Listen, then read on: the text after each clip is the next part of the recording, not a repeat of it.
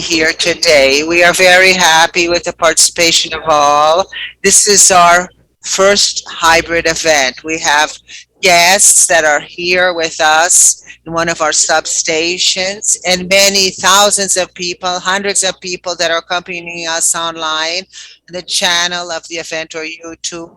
In this way, I thank you all for your attention that you will dedicate here. The transmission, we have simultaneous translation to English. So you click the Brazilian flag on the left and select your language to English.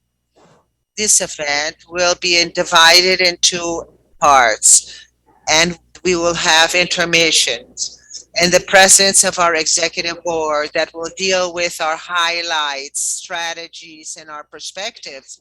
We will also have the presence of two important guests, Eric Rego, Director of Electric Energy, and also Thiago Hayes. Also, at the end of the presentations, we will have the traditional this Q&A session here. Who's participating in presence and wants to ask questions, raise their hands, and our assistants will bring you the mics. And those that are home, you can ask questions during the whole event. You click in the link questions in the inferior part of your screen. I request that you identify yourselves. This way, it's easier to monitor and organize questions for this section of Q&A. Before we start, there are some considerations. The informations in these presentations and eventual declarations that are done during the event about perspectives of business, projections, and operational goals of CTEEP are premises of the administrations and present information available. Future considerations are not something, sometimes there are risks and premises because they refer to future events. Therefore, they depend on circumstances that can occur. And just to continue our event, now the word Eric, the Director of Electric Energy of EPI, that is accompanying us through the internet. Hello, Eric. Thank you very much. Hello, all. I would like to thank CETEP for the invitation of being here today in the morning for this debate. I want to thank the Rui for the invitation and a little general issues about our sector without speaking too much, but to contribute with the debate and also with your day and also seeking to give the my opinion. Here is my screen. I have some slides to share with you, and then we are able to continue with the presentation. Just a moment. Here we go.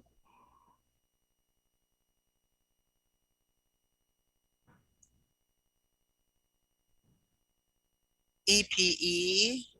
I'm not going to speak very much. You are know well. It's the technical arm of Minds and Energy. They studies in data. We support in terms of energies and electric energy to generate. EPA contributes to indicative studies, impacts, and the reading that we see of what's going to happen in terms of generation and also transmission of electric energy. We're more active because we are responsible for the planning of this area with governance of the area, and the reports from the end of the day begin here. And how is this planning in this energy area in the past? And when we were founded EPE, our role was simpler. You had a matrix of hydroelectric, and then you had where it was going to be constructed and where it was going to be constructed. And so for you were able to dimension the matrix of generation and the behavior, and also you were able to plan transmission. It was simpler, you know where each asset was, and this way you could do the transmission. But this changed, and it changed a lot. We have a big diversification, and we have sure we have certainties. So we have also uncertainties for the future, this atmosphere and a low carbon.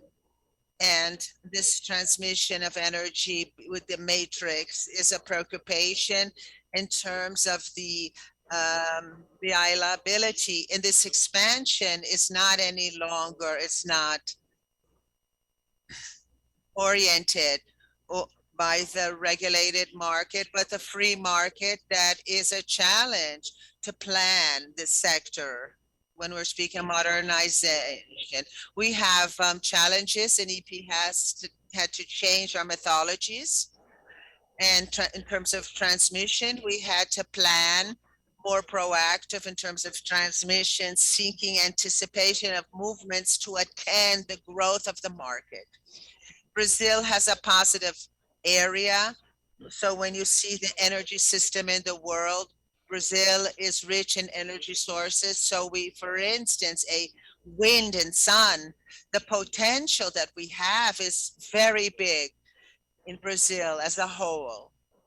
If the potential of, so we are speaking of the many, so much capacity that is installed. This is a potential that we should explore.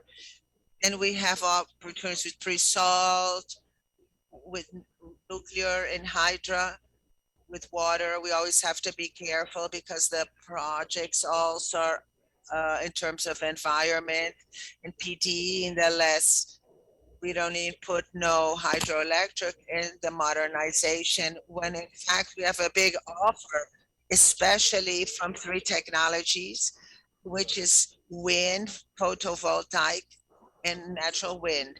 Now I'm going to show you of offers of energy, EPE, even though the auctions have important issues, but it's co-responsible to receive the projects and technically regulate this.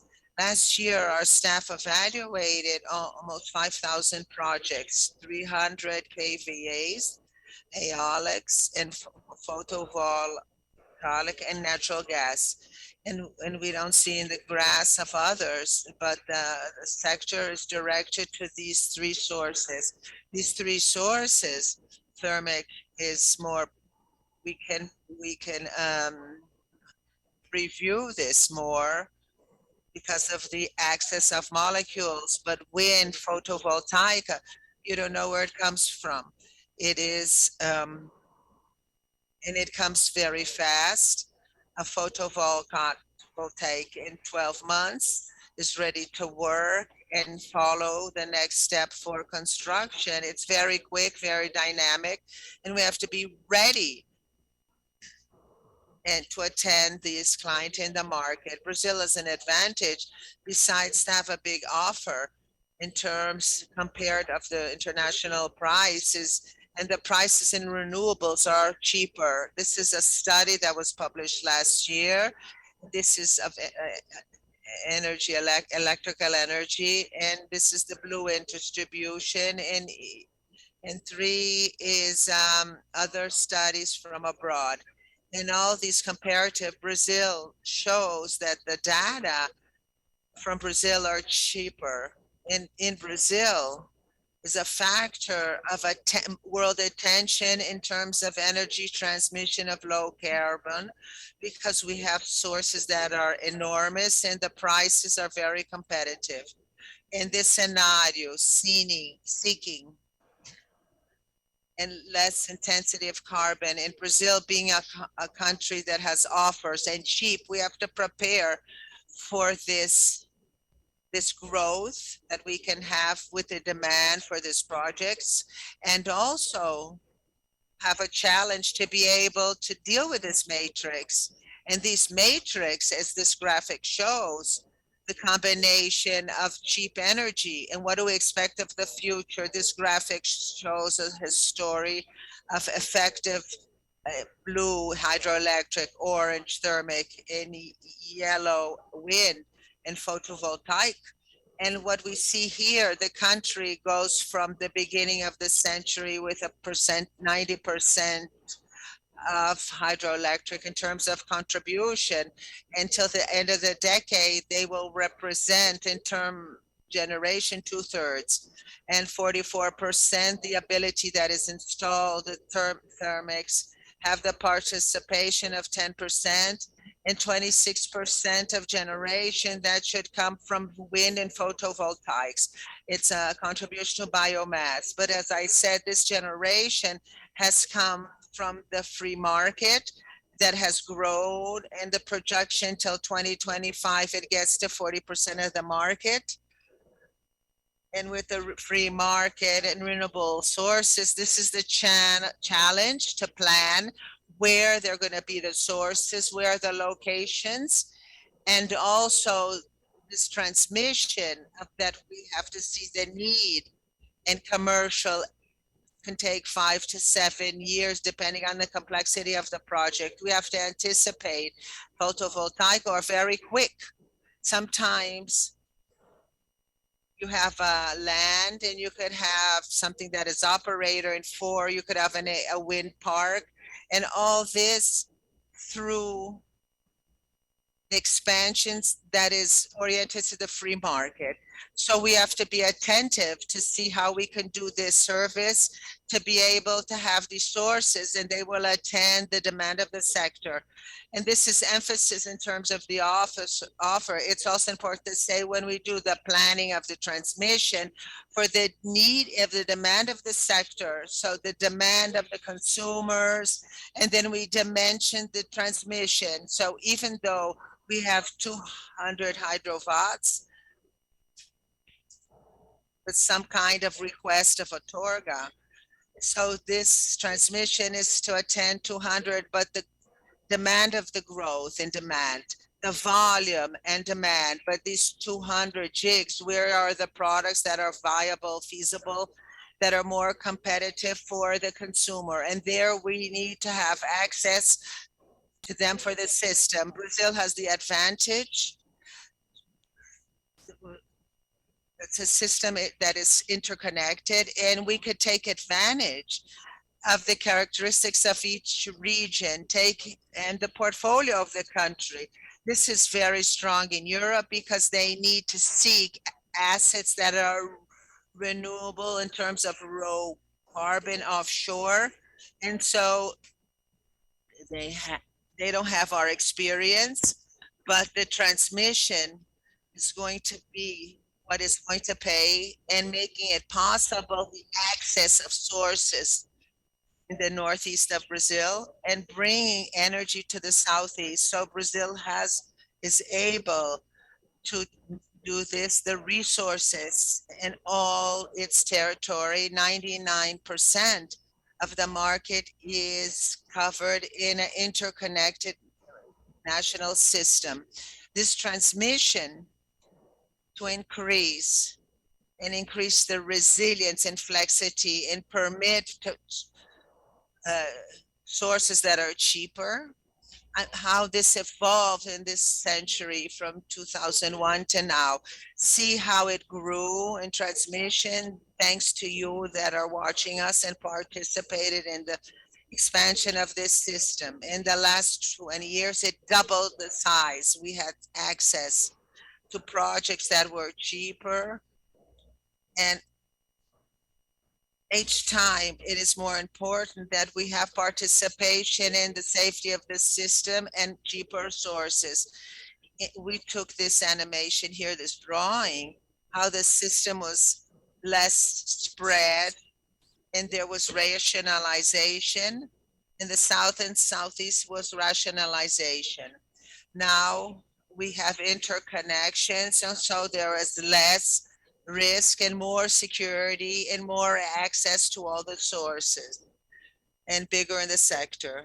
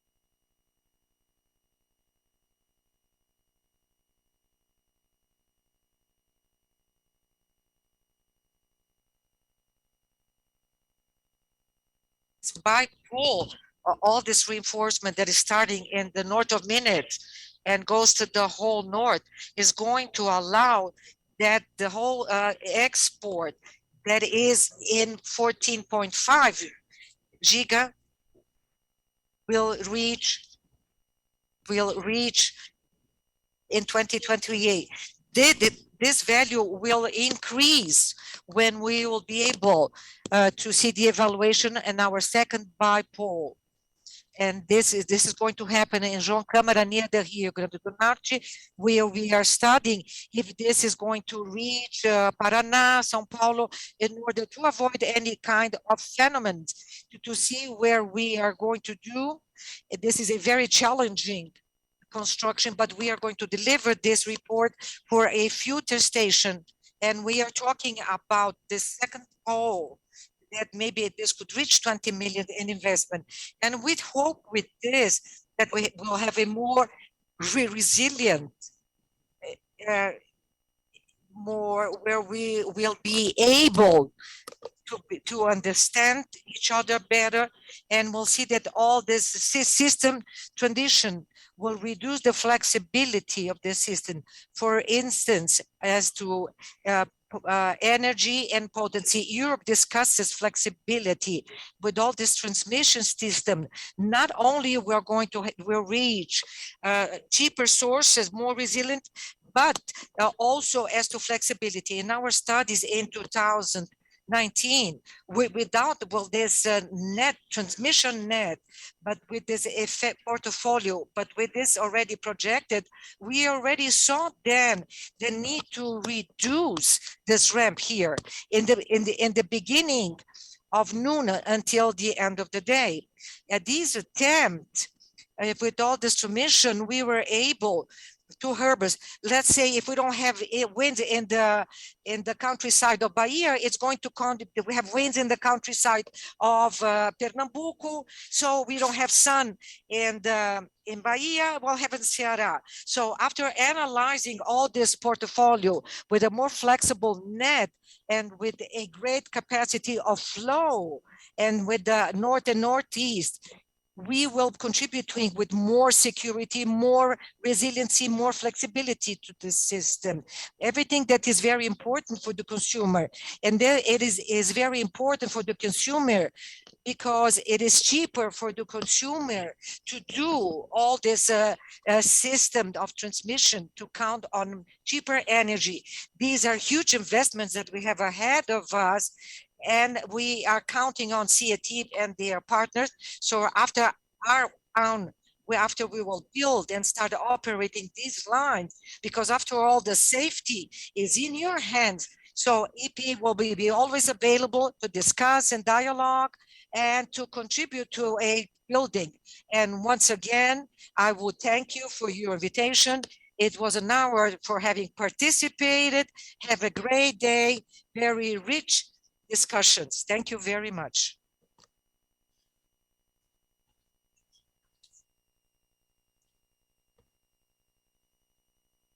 Thank you for your presentation and the perspectives and the challenges. They are very excited, and this will contribute for our national energetic sector. Continuing, I would like to call Mr. Rui Chamas, CEO of ISA CTEEP. Rui.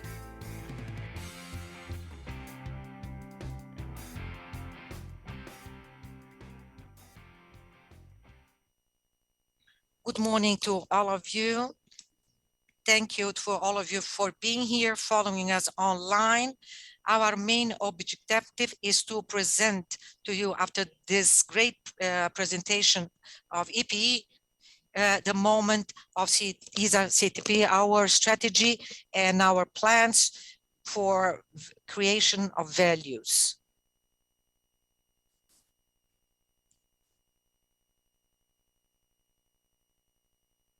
First of all, talking about ISA CTEEP, I would like to talk about ISA Group. ISA is a Colombian group, headquarters in Medellin, with business in business in electric transitions, also in telecommunications and roads. This group is present in Central America, Colombia, Peru, Chile, Brazil, Bolivia, in transmission, telecommunications, the whole Latin America, and in roads with ongoing works in Chile and Colombia. There are 48 kilometers of transmission lines with 104,000 MVA. So you could have the idea how big the Grupo ISA is. Our strategy, the strategy is to generate sustainable value, creating social impacts and environmental positive impacts, and to generate value and to guarantee longevity and creating value, sustainable values for all shareholders. And in order to start, I would like to approach our agenda of our ESG, how that you well know very well. I would like to talk about the environment. As you all know, our company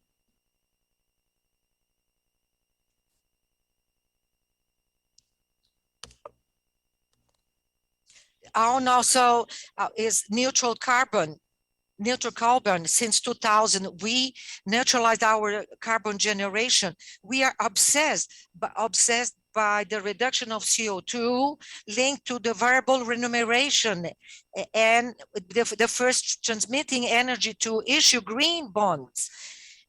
We were the first company reinforcing to issue green bonds. And we have a program called Connection that has the aim to strengthen.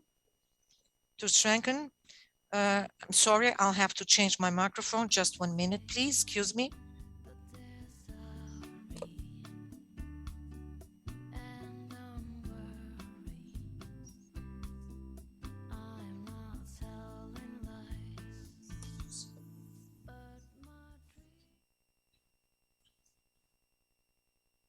I think that this one is better. 1 moment, please. And we have our Jaguar that we want to increase the carbon because we have regions that are preserved in Colombia and Chile, and we want to preserve this area, capturing carbon credits in the range at the same time that we are guaranteeing the preservation of the flora and the fauna and the social environment. This is a great project. We have 135,000 hectares and 135,000 in the Pantanal area. Very interesting project. In the social point of view, we have a heavy agenda. We have diversity and inclusion. That is what one of our strong pillars is diversity in our board of directors. That is one of the trademarks of our company. But much more, this is the will follow with inclusion in everything and diversity in everything we do. Today, we are part of TEVA index with women in the leadership and the São Paulo Stock Exchange, an index that is sponsored and organized and around companies that value women and their management team. And we manage social management. We have 14 million invested and for social projects, 6 million for educational projects, and also 14 million in other projects. And I would end talking about governance, where our company is part of the B3 index of governance. We have a committee of critical analysis. We are being listed in the stock exchange in 1999. 25 of our members are independent at level 1. When I talk about ESG, I have the impression that I'm going to talk to you to tell you about important things that we do. But I think, but many of you can think that they are doing very well their homework because you would have the sensation that we are talking more about the same. But this is another very important aspect that Eric mentioned during his speech, that besides being an engaged company with ESG, the business of transmission is in the core of energetic transition. There is no energetic transition without the energy transition. This was very clear in his speech. So, the energetical transition brings us the opportunity of huge growth. And as a company like ours, company that has the capacity and energy and how to adapt and to become leader in ESG. And this is what I want to tell you. In our view, very clear view, there is no energetic transition without energy transition. And taking the opportunity of taking the world target. And I would like to talk about another topic about decarbonization, digitalization, that there is a consequence where in each of these axes, the company is engaged and looking to become different, to become a bigger player and in this opportunity of energetic transition. So when we talk about decarbonization and the raise of renewable sources, the company is absolutely engaged. Eric also that uh, mentioned that we got the connection in the north of Minas Gerais with the consumer sector, a very big long line that is going to make this flow. This is a way to guarantee the growth, but also looking for new technology. We are the first company that we are doing using batteries and in this interlinked system in order to guarantee the accumulation of energy that is going to supply a region when I have a peak demand. I'm going to comment something else, that something that brings us the advantage of the knowledge that will allow us to unfold more knowledge as to decentralization and digitalization. We open our first digital station in the city of Lorena. And what is the advantage? What we gained in June has substations, reduction of prices and efficiency that permits to make an offer that is competitive and also very good in terms of substations, digital. We have 4.0 substation. That's a step that you don't have. You have all the central of command by commuters and not more electric mechanical systems. Besides a project of digitalization of drones and decentralization and more that you have generations in intermittent, you will have to make the management of regional doing the interconnections that is presented. And there we have a project of development and research that will create value long range. And since day we are wanting to get to know better. All said this, the ESG agenda and how it's important, I'm going to present you a little more of the company in detail. Now we transport 30% of the energy of the country, 21,000 transmission lines, 30,000 circuits, 11% of the rack of the system is in the hands of CTEEP, a segment that's very pulverized and also covering 17 states in the country where we were born in Sao Paulo. We're responsible for 92% of the grid with 84 substations. 133 substations and 84,000 megavolts and 22 gigs that are renewable that we transport. Then we see the plant of the company. These are the assets that we have in operation. These installation, 20,000 kilometers in the line. Each one of the names are ESPs that are specific that were created for operations, and there are different kinds of concessions, always substations with 4.2 billion reais presently. In these operations, all 100% are CTEEP, Paraguaçu, Amores, and Bahia are in partnership with 50%, and Madeira and Garanhuns 51%, and in control with the Electrobras companies. We have a lot of things that are in construction, 1,700 in construction. Those are the ones in orange, 12,000 megavolts in capex in 7.5 billion reais. It's worth saying in the past, we were a reference with 26% of average capex and an anticipation in 6 months of our constructions that everything was energized.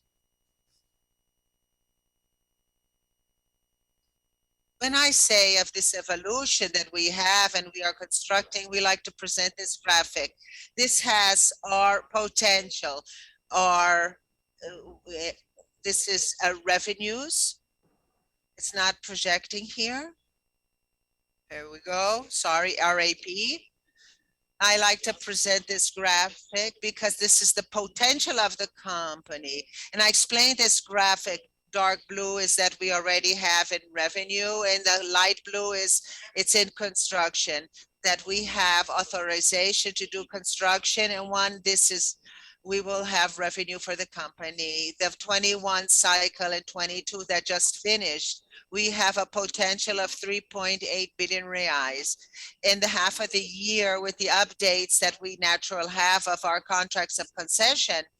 The project that ended in June, the RAP, a potential had 26% of growth. So in the turn of the semester, the company has a potential of 4.8 billion with 4.1 billion reais that is in operation and 702 in operations. When we see the cycle, that is very interesting. I'm going to deal with this in a while.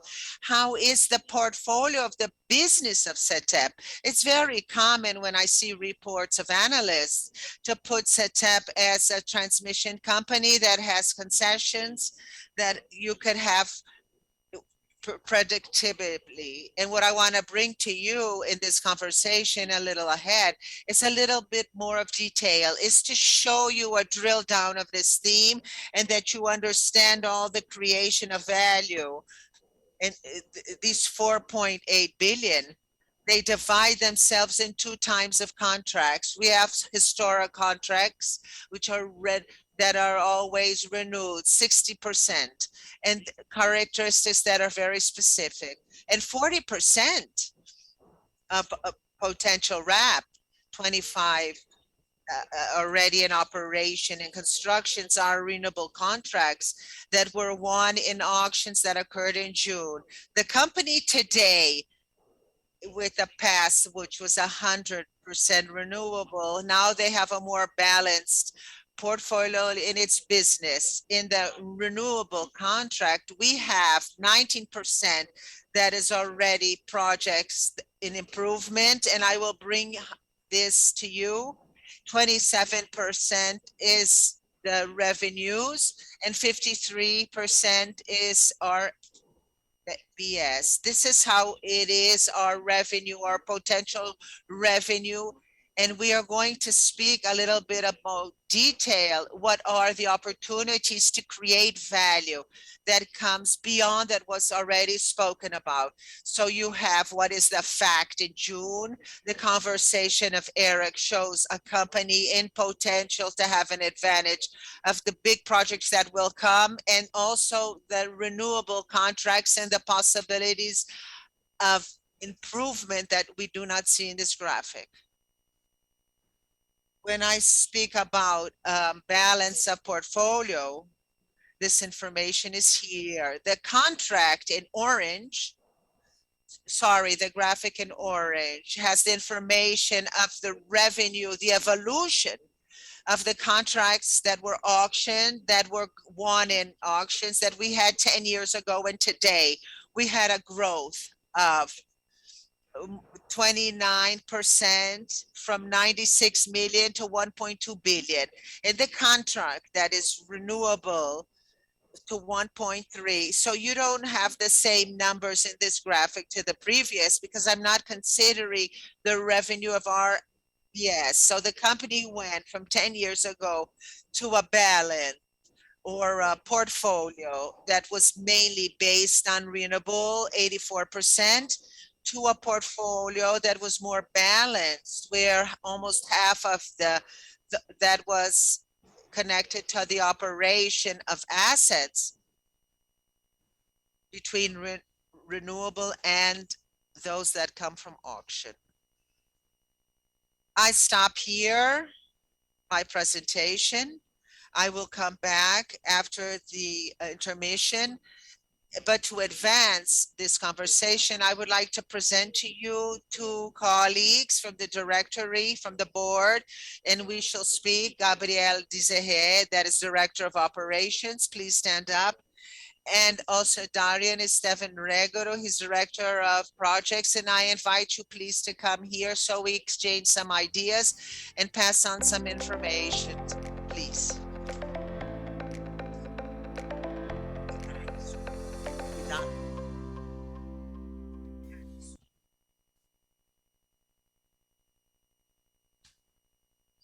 Let's take advantage of some questions that we receive frequently in the area of international relations from some analysts, colleagues, or even you all that are here. And we brought these questions so this could be answered live by Gabriela, our director. I would like to start with questions to Gabriela. Gabriela, the base of sustainable growth of a company needs to go through operational issues. Could you please how the area of operations contributes with the base of sustainability and the results of CTEEP? Good morning, all. Thank you for the question.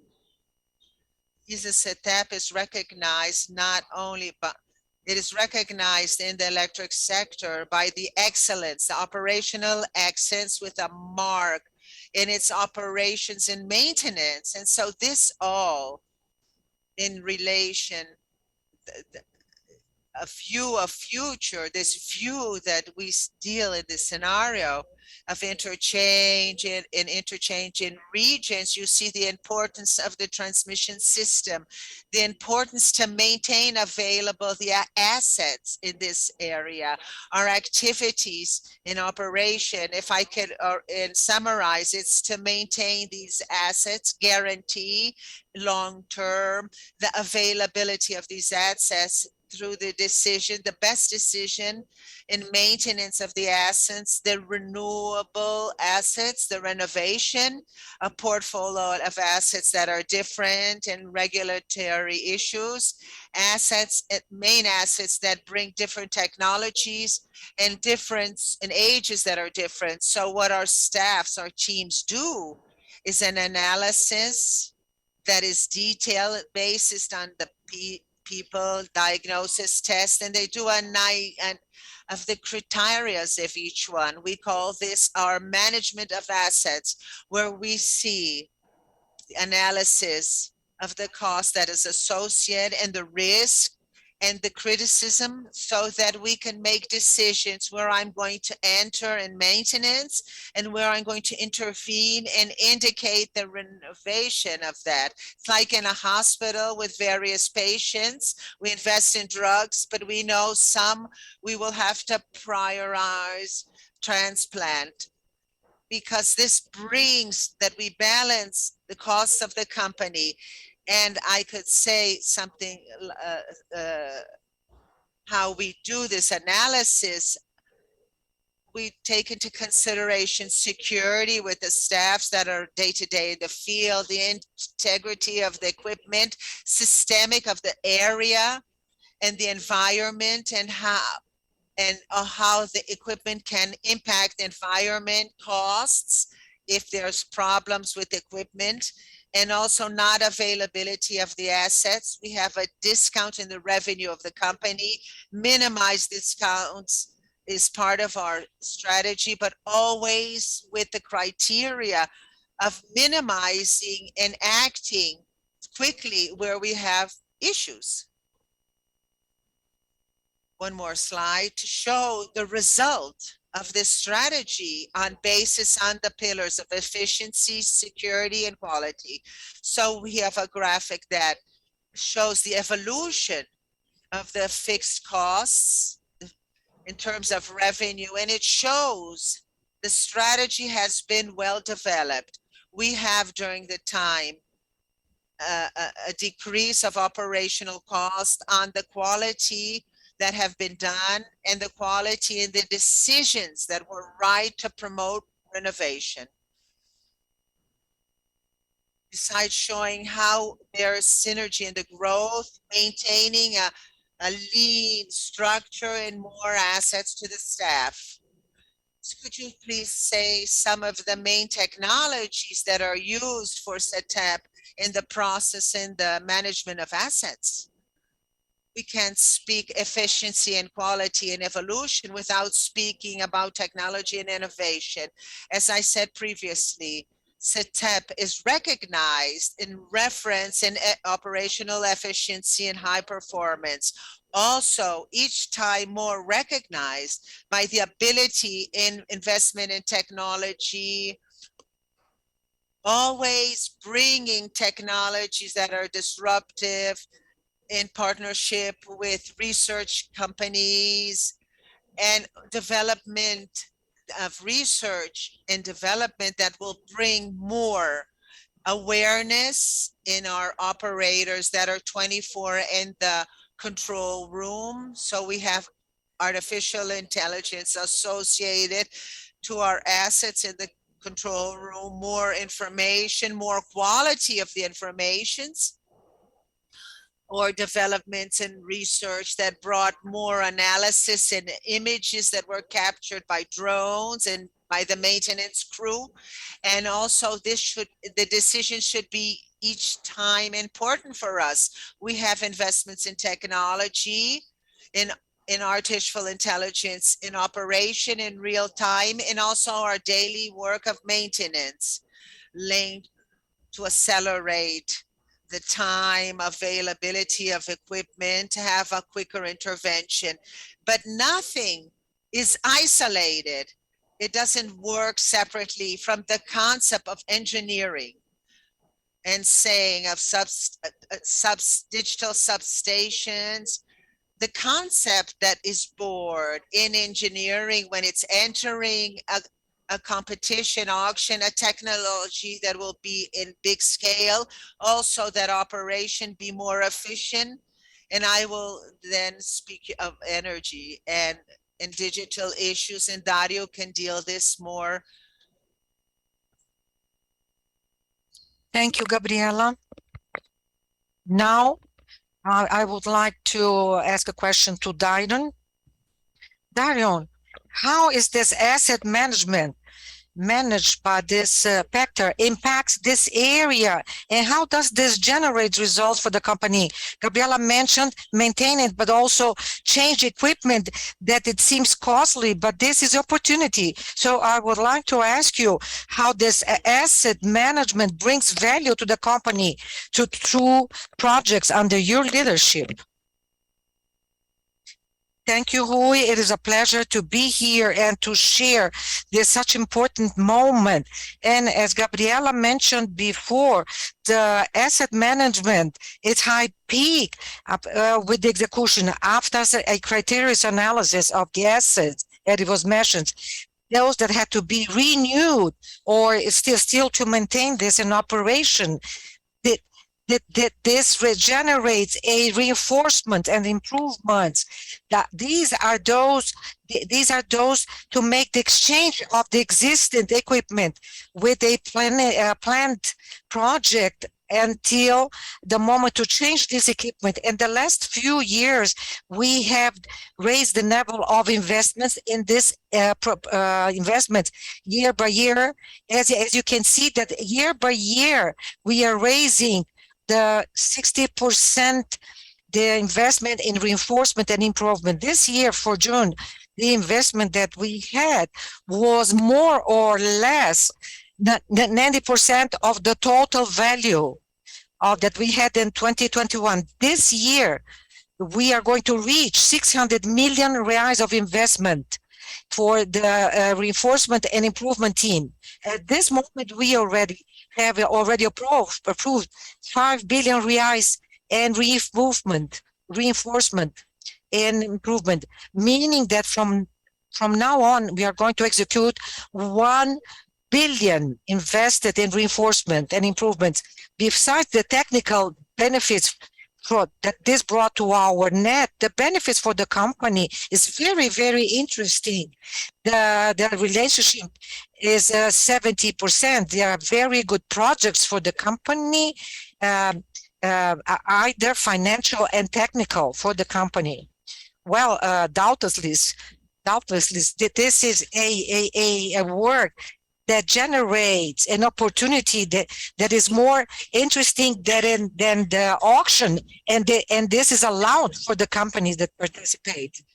So in the agreement, according to the agreement 059 here in São Paulo, besides this organic growth, this growth that we'll have in revenue here in this agreement 059 in São Paulo, another via of growth are the auctions. And we had some elements already mentioned before. Could you tell us a bit more about the more recent projects?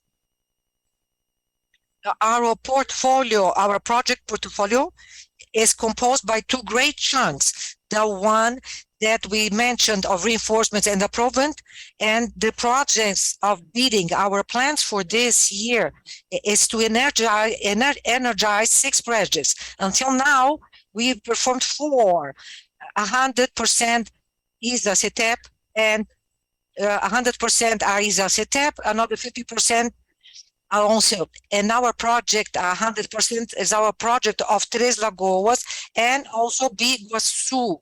I would like to talk a little bit about the Biguaçu project. There is a unique project in Brazil and Latin America, a project that technically showed many challenges, that has street lines, underwater, underground, and aerial. And this is the larger, the underwater. Besides, we had to use specific and interesting technologies for the launching of the cables, where we use drones and helicopters as the launching for the subsea cable. And it's already ready, ongoing, and it's energized. This happened in Amores and Iguaçu. All these projects add a total rep for our company of 780 million reais.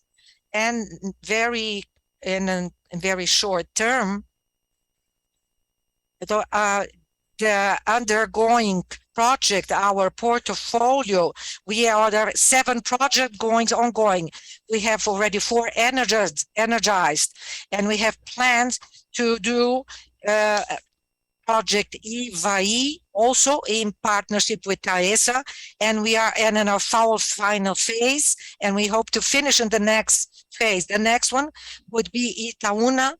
We're already in the commissioning phase and will be energized in the next week. I would like also to mention not a binding project, but batteries reinforcement project, and that we are executing. And I would like to talk about this project, that talking about the project as the batteries, a material of larger scale developed in Brazil and Latin America.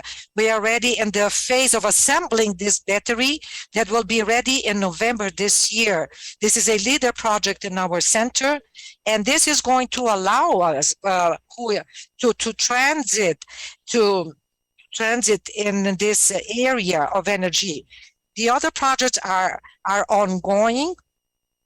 We have the project Riacho Grande, Piraqui, and in our last action, we have the triangle of minutes that is still developing. I think it's very interesting for you that you mentioned batteries. I am never tired to say that the amount of knowledge that we are gaining with the battery is going to bring us the competitivity that we had in the digital area, that since the beginning when we started, others came bringing lots of advantage for our company good. Dario, in order to end up, could you talk a little bit about the performance and our bid in June on auction? But I would like you to comment something on, comment to all of us, audience, something, and what happened in June. In June, as you well know, we won 2 lots, lot 3 and that a lot of 1,000 kilometers line with a reference value of a ring 3.7 billions, a very important project that will allow the flow of energy to the Espírito Santo and the north of the state of Minas Gerais. This project, besides we already won another projects here in São Paulo substation. We are now going under studies, engineering under studies and licensing. And this case is going well in our study case, and we are already doing a field activity. The agreements for this project, our suppliers and builders are already defined and hired. We are working on this in order to comply effectively our deadline. And I would like to compliment that we already preparing ourselves to our now auctions in December. Let's say lower, a little bit smaller, because I'm mentioning the smaller because we lose the magnitude. We are working hard, and for the auctions that EPI showed us for next year, we are analyzing very carefully, because the asset management does not only mean that we are also is worth good for all the bids. We have engineering, maintenance, operation that has to be far more in advance. If this bid is already going to be next year, we are already working on these topics, and this will bring greater competitivity and certainty in our projects. We also made other projects. We made the same thing for the triangular in the state of Minas Gerais, but also other solutions that will decrease the income in the environment, higher towers, and taking very care with the environment in order to decrease the impact that may be with our project. Thank you very much. Thank you, Dairon, Gabriela. So we are now closing our first chunk. Now we will have a small break of 20 minutes. When we will back from this break, Rui will present regulatory aspects and the generation of our revenues. Our director of regulation that unfortunately were not able to be here with us. After all, we will have Tiago Reis, and that is the founder of Sono Research, that will talk with our CEO, Grisa. And throughout our breakout, I would invite you to see our video on our project of Biguaçu, an iconic project to the infrastructure of the country. Thank you very much, and I'll see you. Transmitir energia de qualidade para todo o Brasil e criar conexões que inspiram. Este é o propósito da CTEEP. E que a partir de agora, and then from now on is now announcing a new chapter to reinforce the energetic sector of Santa Catarina, the interligation of Biguaçu, with an investment of more 641 million reais. This project will be the first one in Brazil that will have aerial, submarine, underwater, and underground lines. Considered the largest line. Undersea water has alternate current and is the first transmission line underground of Florianópolis.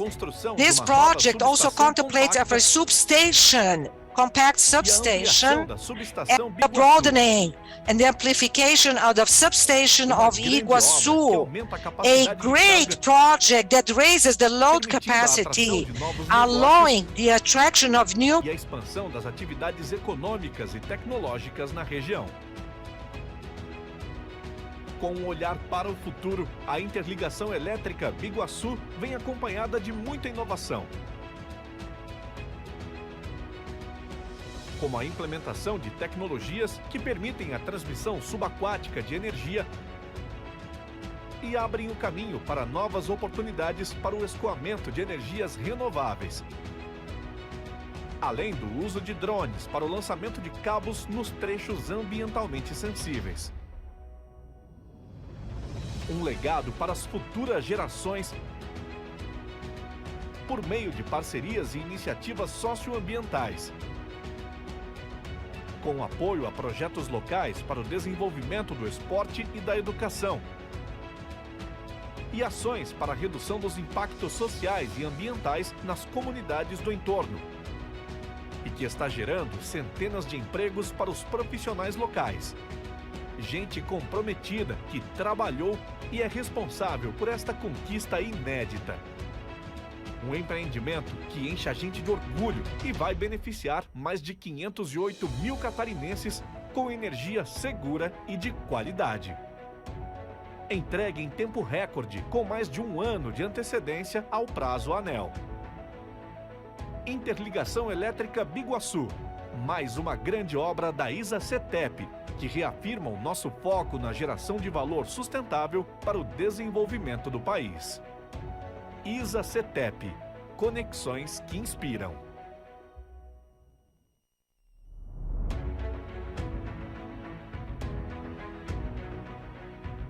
Transmitir energia de qualidade para todo o Brasil e criar conexões que inspiram.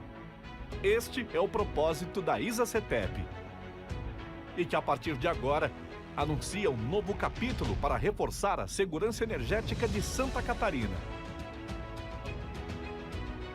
A Interligação Elétrica Biguaçu.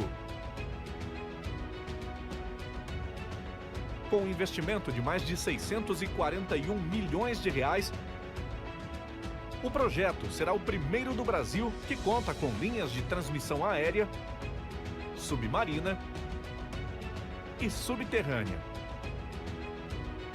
Considerada a maior linha de transmissão submarina da América do Sul em corrente alternada. E a primeira linha de transmissão subterrânea de Florianópolis.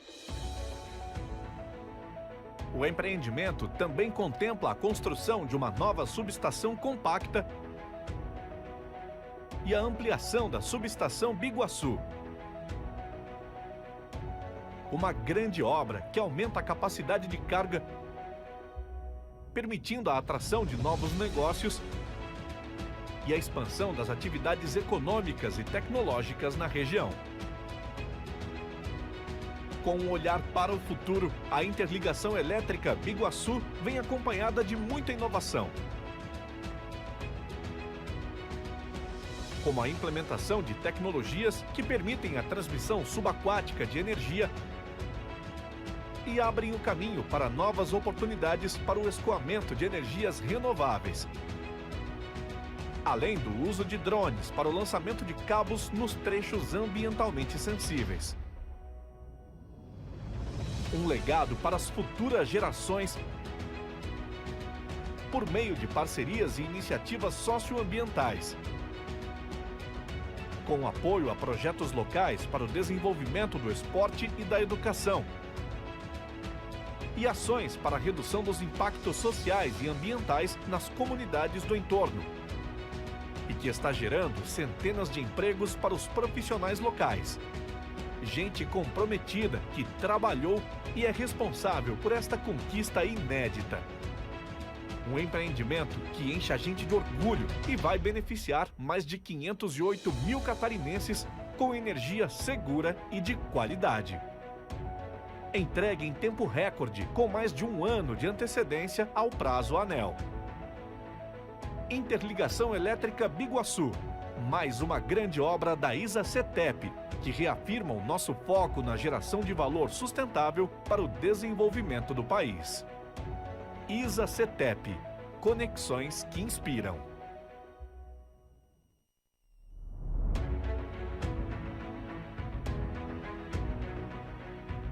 Transmitir energia de qualidade para todo o Brasil e criar conexões que inspiram. Este é o propósito da CTEEP. E que a partir de agora anuncia um novo capítulo para reforçar a segurança energética de Santa Catarina. A interligação elétrica Biguaçu. Com um investimento de mais de 641 milhões de reais, o projeto será o primeiro do Brasil que conta com linhas de transmissão aérea, submarina e subterrânea.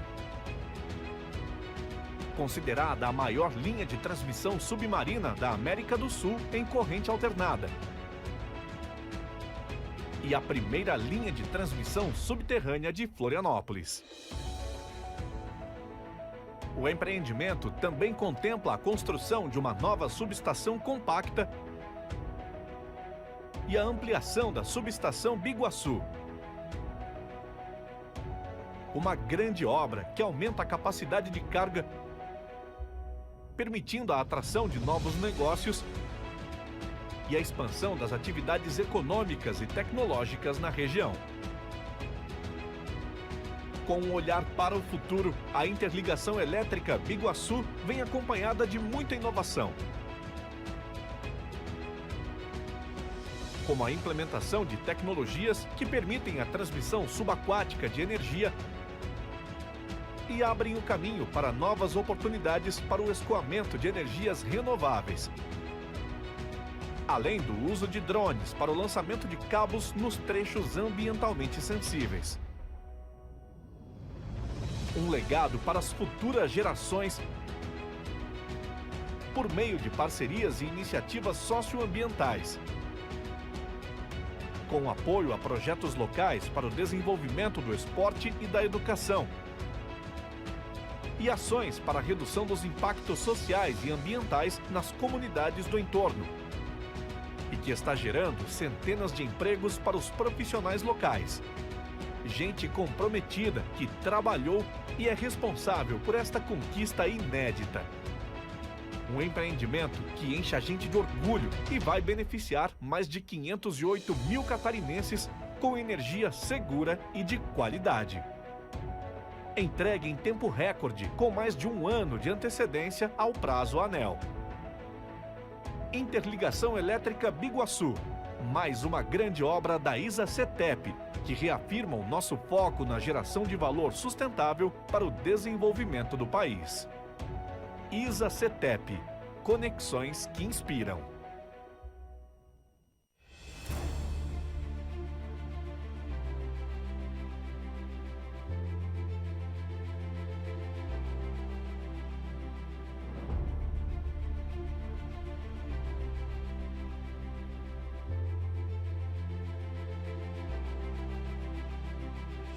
Foi uma grande conquista, fruto de um trabalho super intenso de muitas equipes, de toda a companhia. Isso vai trazer mais de 3,5 bilhões de investimentos para a gente executar nos próximos anos. E a gente conquistou num ambiente super competitivo.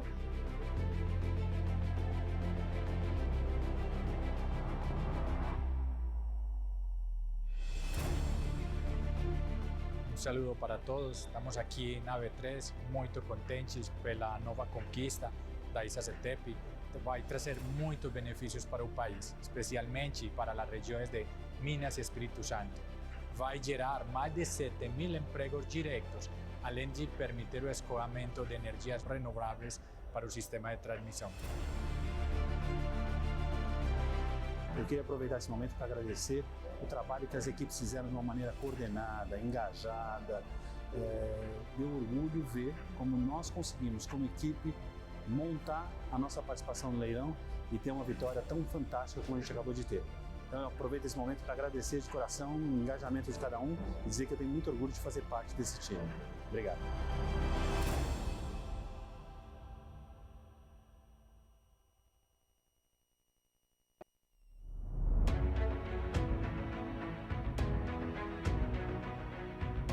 Transmitir energia de qualidade para todo o Brasil e criar conexões que inspiram.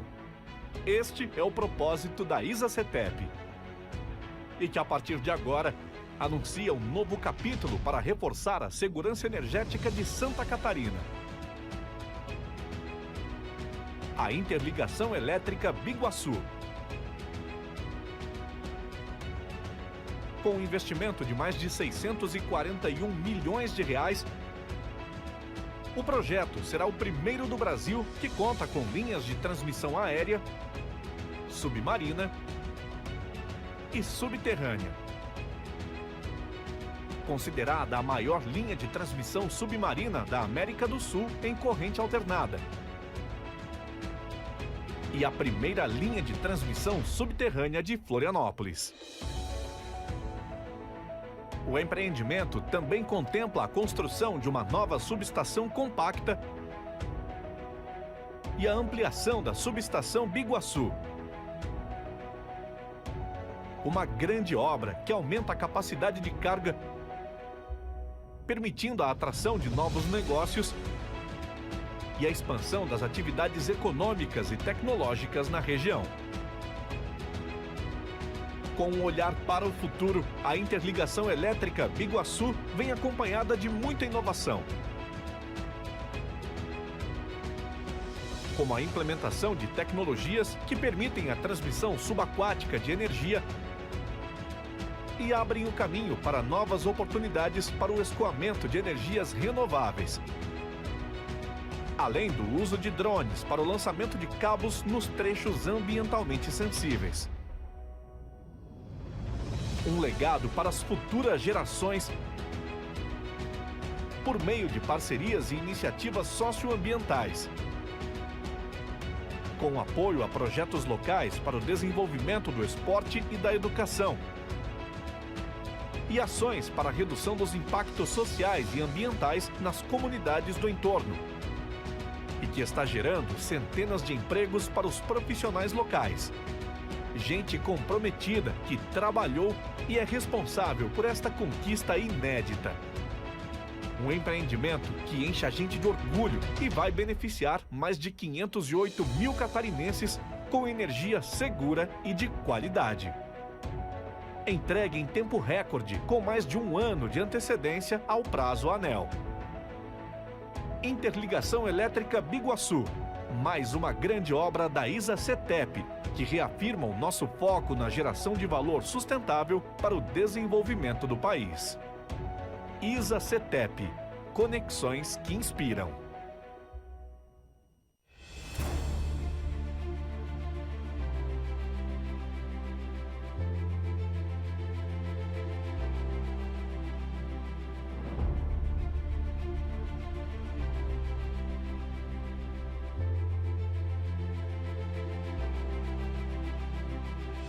Foi uma grande conquista, fruto de um trabalho super intenso de muitas equipes de toda a companhia. Isso vai trazer mais de 3 bilhões e meio de investimentos para a gente executar nos próximos anos.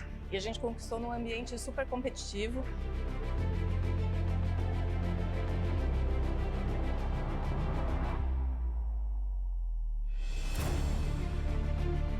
Um saludo para todos. Estamos aqui na B3, muito contentes pela nova conquista da CTEEP.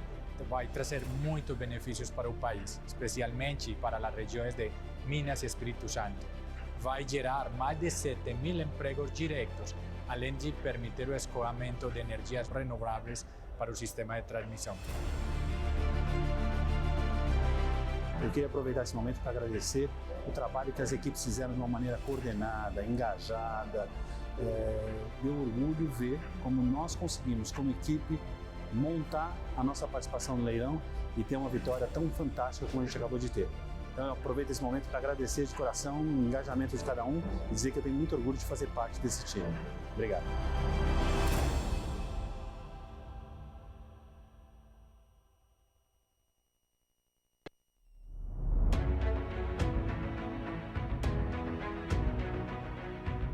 Transmitir energia de qualidade para todo o Brasil e criar conexões que inspiram. Este é o propósito da CTEEP. E que a partir de agora anuncia um novo capítulo para reforçar a segurança energética de Santa Catarina. A interligação elétrica Biguaçu. Com um investimento de mais de 641 milhões de reais, o projeto será o primeiro do Brasil que conta com linhas de transmissão aérea, submarina e subterrânea. Considerada a maior linha de transmissão submarina da América do Sul em corrente alternada. E a primeira linha de transmissão subterrânea de Florianópolis. O empreendimento também contempla a construção de uma nova subestação compacta e a ampliação da subestação Biguaçu. Uma grande obra que aumenta a capacidade de carga, permitindo a atração de novos negócios e a expansão das atividades econômicas e tecnológicas na região. Com um olhar para o futuro, a interligação elétrica Biguaçu vem acompanhada de muita inovação, como a implementação de tecnologias que permitem a transmissão subaquática de energia e abrem o caminho para novas oportunidades para o escoamento de energias renováveis, além do uso de drones para o lançamento de cabos nos trechos ambientalmente sensíveis. Um legado para as futuras gerações por meio de parcerias e iniciativas socioambientais, com apoio a projetos locais para o desenvolvimento do esporte e da educação, e ações para a redução dos impactos sociais e ambientais nas comunidades do entorno, e que está gerando centenas de empregos para os profissionais locais.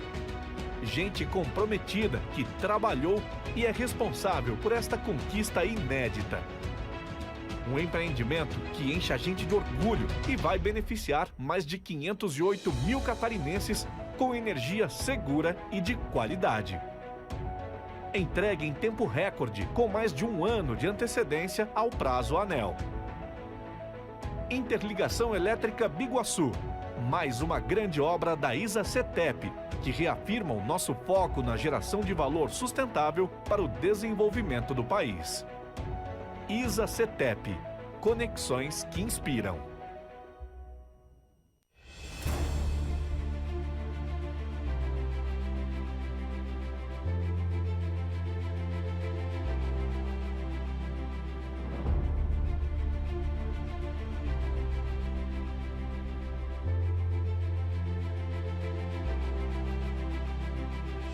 Foi uma grande conquista, fruto de um trabalho super intenso de muitas equipes de toda a companhia. Isso vai trazer mais de 3 bilhões e meio de investimentos para a gente executar nos próximos anos.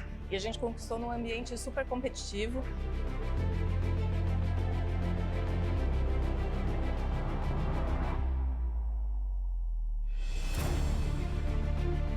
Um saludo para todos. Estamos aqui na B3, muito contentes pela nova conquista da CTEEP. Vai trazer muitos benefícios para o país, especialmente para as regiões de Minas e Espírito Santo. Vai gerar mais de 7.000 empregos diretos, além de permitir o escoamento de energias renováveis para o sistema de transmissão. Eu queria aproveitar esse momento para agradecer o trabalho que as equipes fizeram de uma maneira coordenada, engajada.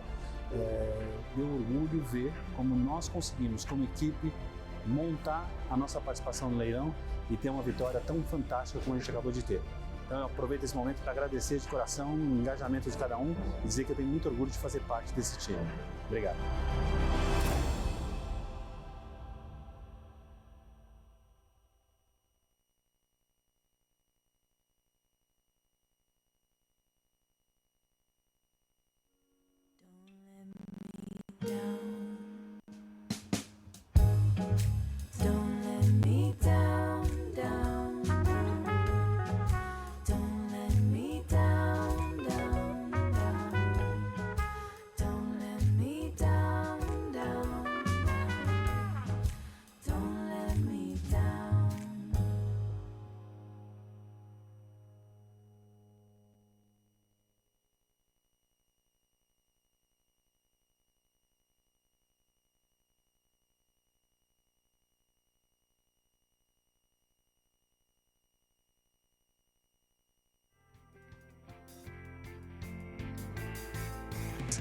Join us. Thank you very much, Bruno. The first part of the event, we heard the Ministry of Mines and Energy speaking about the potential of the area. I brought aspects of sustainability of the company and how we are in this growth, in this great opportunity that we have today. Gabriela also brought important information about administration of assets and how we deal with our planning in the company. When I presented the RAP potential, and I said there it wasn't the investments of reinforcements and improvements. I am sure nothing more difficult for someone in the to understand what are these 5 billion reais in investments that will permit to modernize our grid here in São Paulo and how this transforms in results. This is a this is an opportunity or a penalization. It's an important issue, and it is an opportunity, and reinforcing it is in operating to operate well the system. But to understand this opportunity, I'm going to make a presentation that was prepared that will bring the aspects of regularization. And I will ask you a little bit of tolerance because this subject is a little bit arid. And I hope to bring light to you all. First commented that I brought to you, we have two contracts, one that is renewable and the other that is from auctions. In these auctions, there's a companies that are ESPs that were used in the auctions that we won. And this is an opportunity, it's simple to analyze. ANL brings to the auction a capex that is estimated, and they say, what is the RAP that you do for it to operate 30 years? The construction all have this way of being auctioned, and they present 40% of our RAP potential. It's stable every 5 years. It is 30 years we have without rights to do more investments, without any right to request any variation of costs that I have in that analysis. That's the importance that Dario said that is something that he deals with in his area and new business for us to make sure that we do right in those processes. And we have the contract that is renewable, and that it seems like it's two contracts, or ISA CTEEP. Contract 59 is a contract that is equal, that is a contract that we have in Espírito Santo. This is a different contract that where the assets are my responsibility and they will be losing its value with time. And I have a comparison with the other competitors that are renewable in Brazil, and a perspective RAP that decreases where I gain efficiency. And this is what I am going to do and present to you, because the opportunities of these contracts, 59, and for you to have a notion of size, this is a contract that has a new value of reposition, 29 billion reais. 29 billion reais. It's a new value that we administrate. We're speaking about a contract that was born in the creation of the company in its assets. We have totally half of it depreciated, 9.2. It's not that it's totally depreciated, that it is a moment that it is going to be substituted. It's that it's not paying in terms of return of capital. So an important evaluation in this depreciate is which are, in the what Gabriela said, that have to be transplanted or substituted. We have a basis of payment of 3.3 billions. So the important to understand in this contract, there's a big volume of assets that at the end of their life, useful life, should be exchanged in short term to give this network of São Paulo, the grid that was constructed last century, an over life of 50 years. This is a planning that is divided in two parts. The exchange is the improvement by the transmissioner. So in planning and administration of assets. This equipment I have to change. I activate it again and I have a payment by him. And there's a part that's by sector when it's the increase of the ability of potential that will make this system last longer and have more capacity. And to go more into detail, how does this work, this asset, this management? I'm going to speak about the review of the rates that happens every 5 years. It happened in 2018, then 2023, 2028. Each time we have a review, what does the regulator do?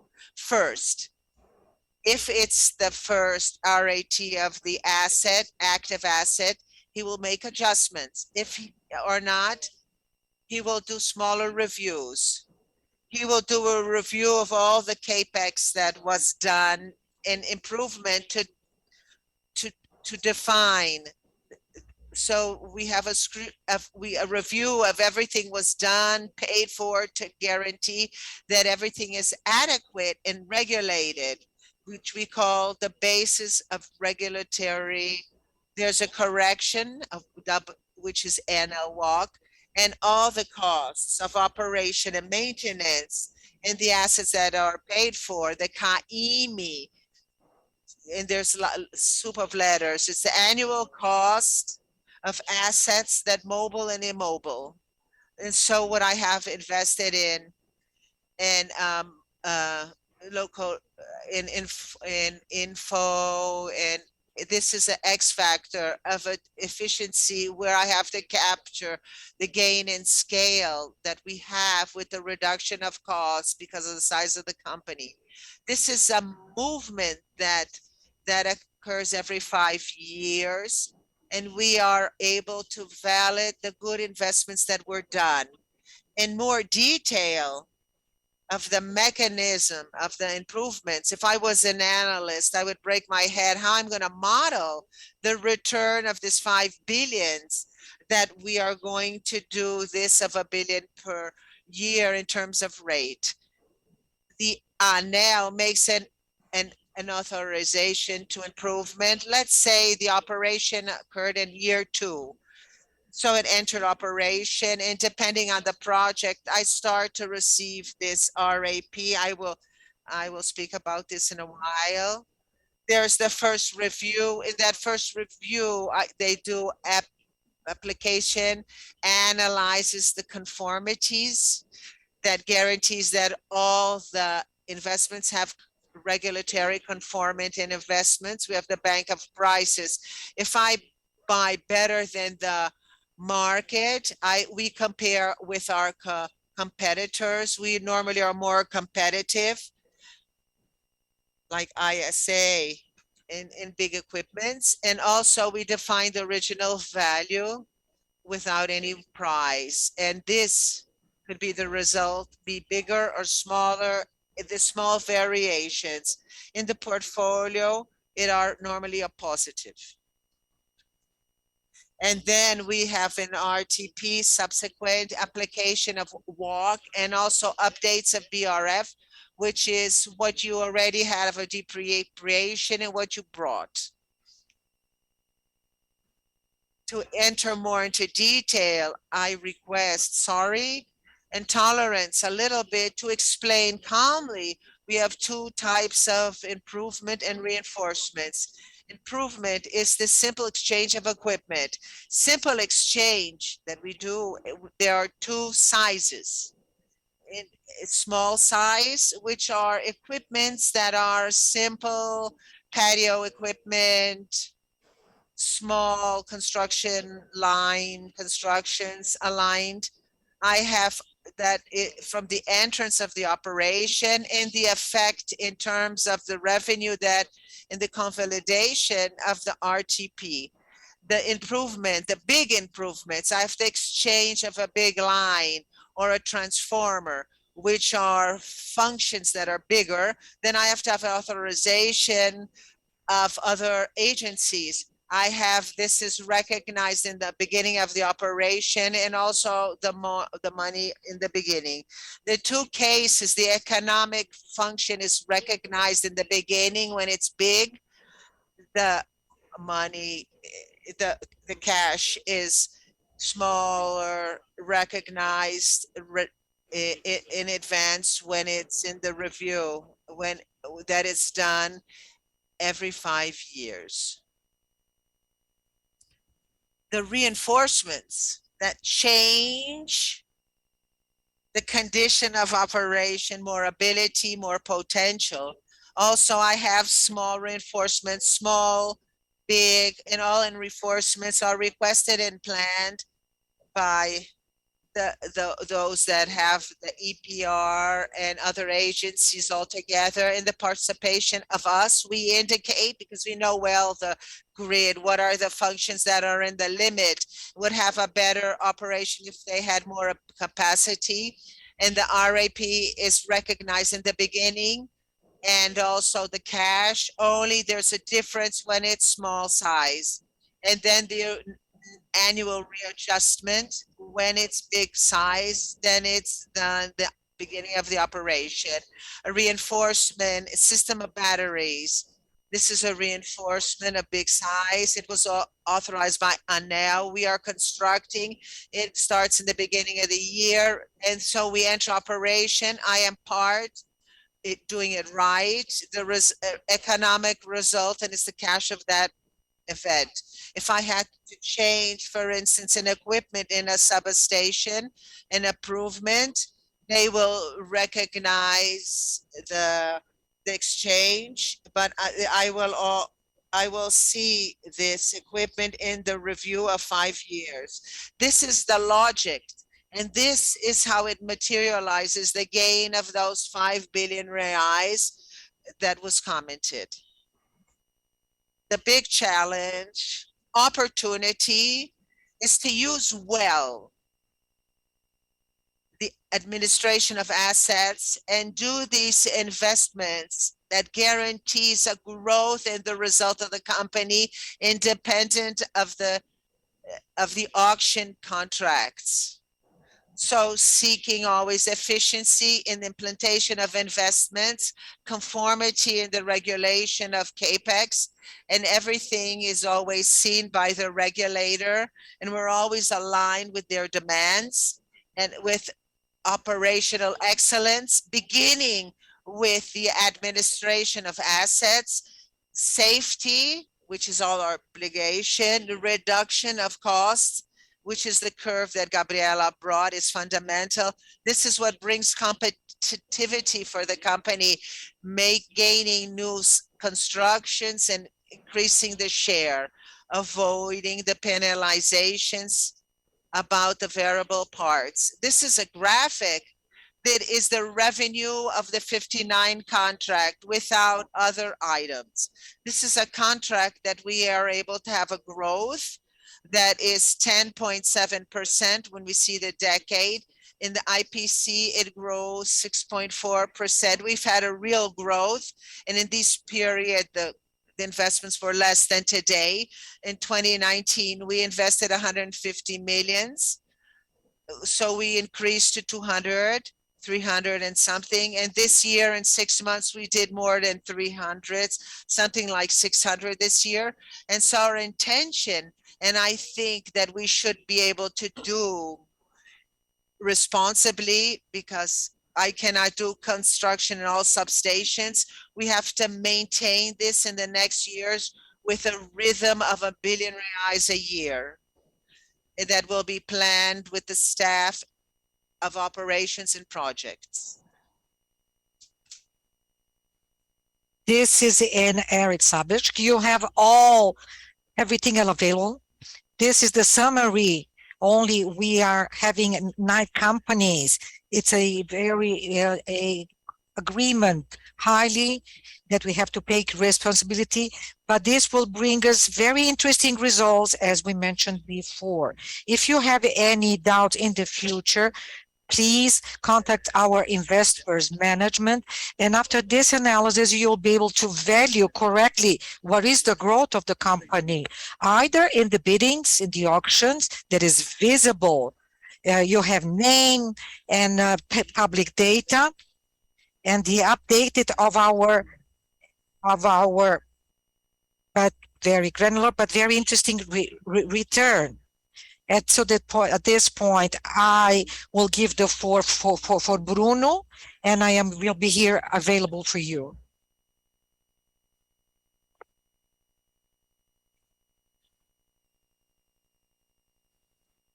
Thank you very much for your explanation. Yeah, it's not a very simple topic, but this is fundamental that analysts, investors understand this team very well in order to understand and value in the correct way. Now, this is the last part of our section of our event. At this moment, our event will be broadcasted live on YouTube. I would like to call Carissa Cristal, our CFO, and Tiago Reis, founder of Suno Research, to talk about capital market and other issues. Thank you, Bruno. Thank you, Carissa. Carissa, we were attacking the number of persons investing in CTEEP of corporate investors in Europe. Well, this number has been growing in the last 2 years. We have 200 corporate investors, and we have been realizing and looking for the proximity with these investors. We have our channel open and listening to the adopts, especially in questions related to dividends, and we are always looking to answer their questions. This is a very important audience for our company. So we have a couple of questions for you that is about dividends. I think that you have many questions like this. Well, what to expect from the dividends from the company for the next years?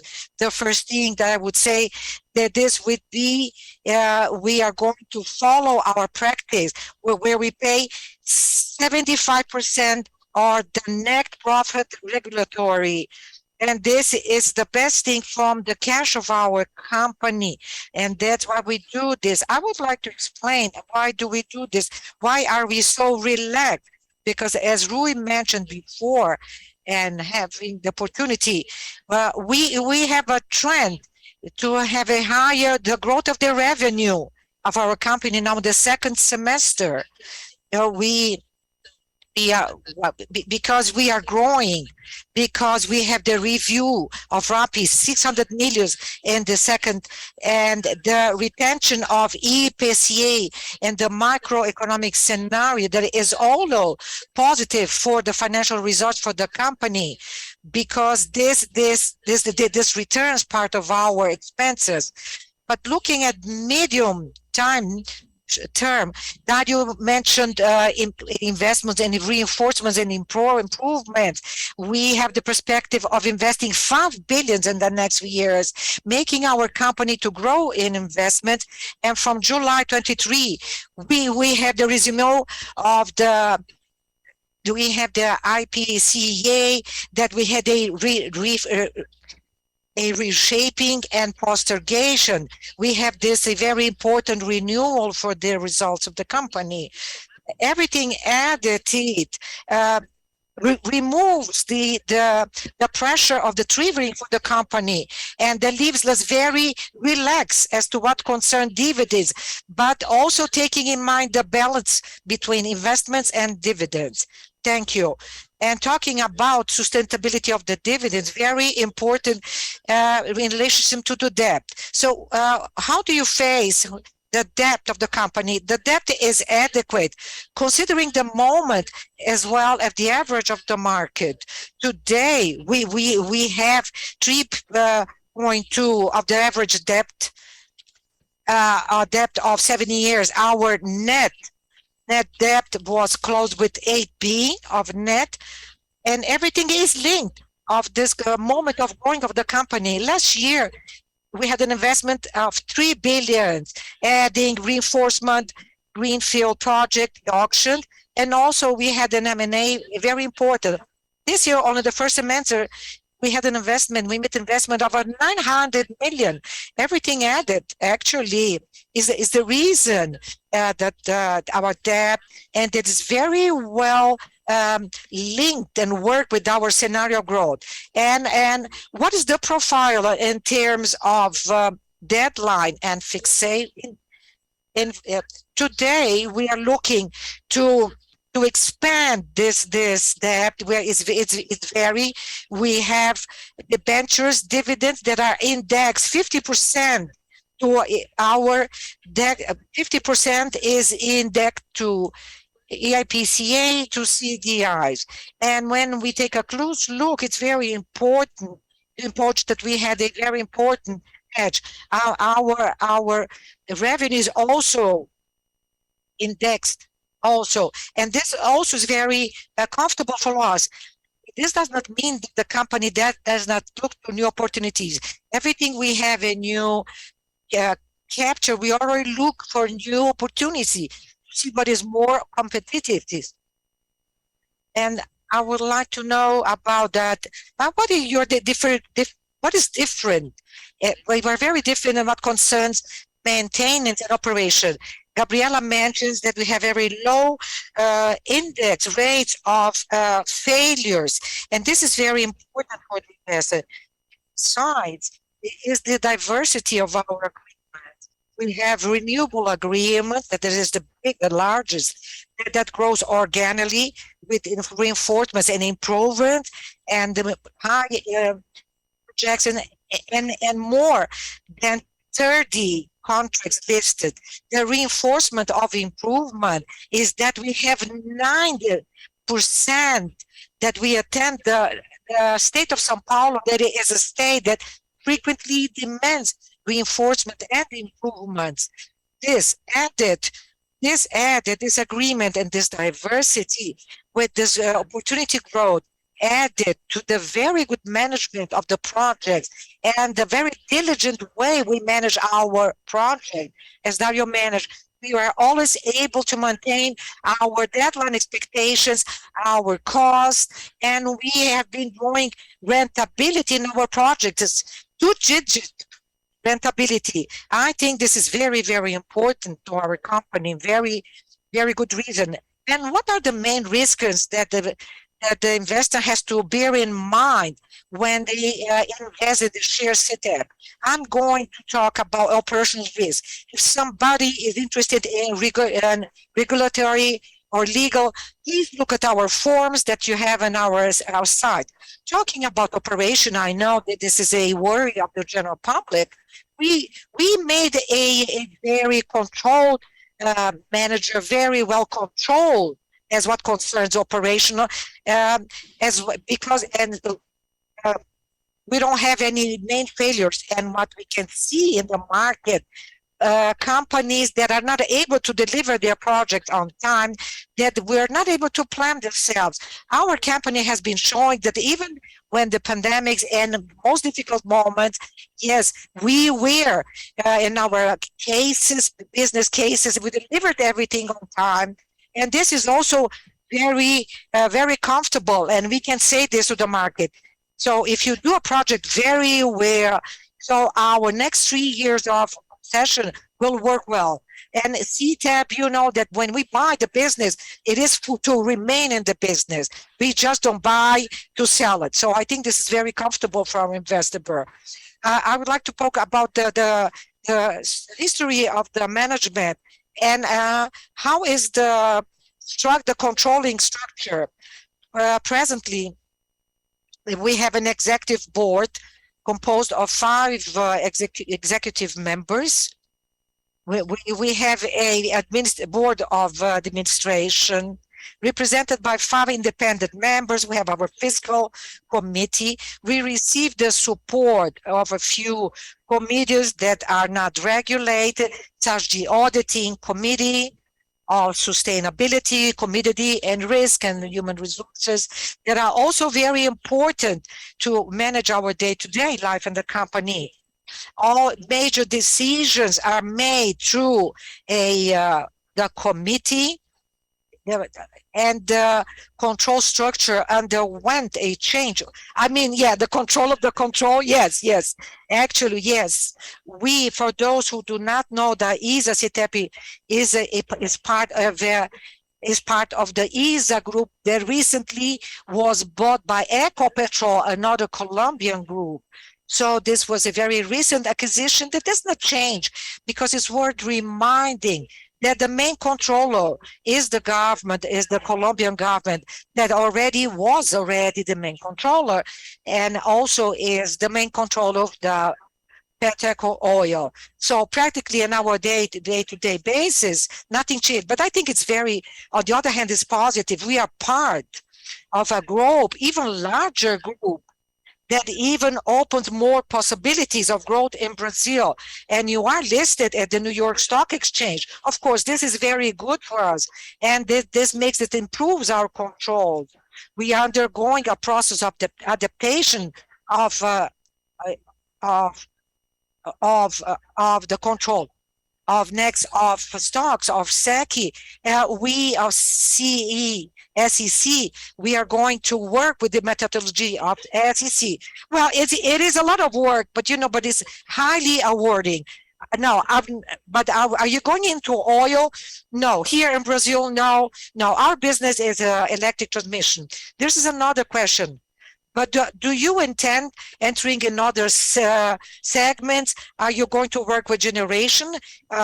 Is under your scope to work with other fields, let's say to work with generation?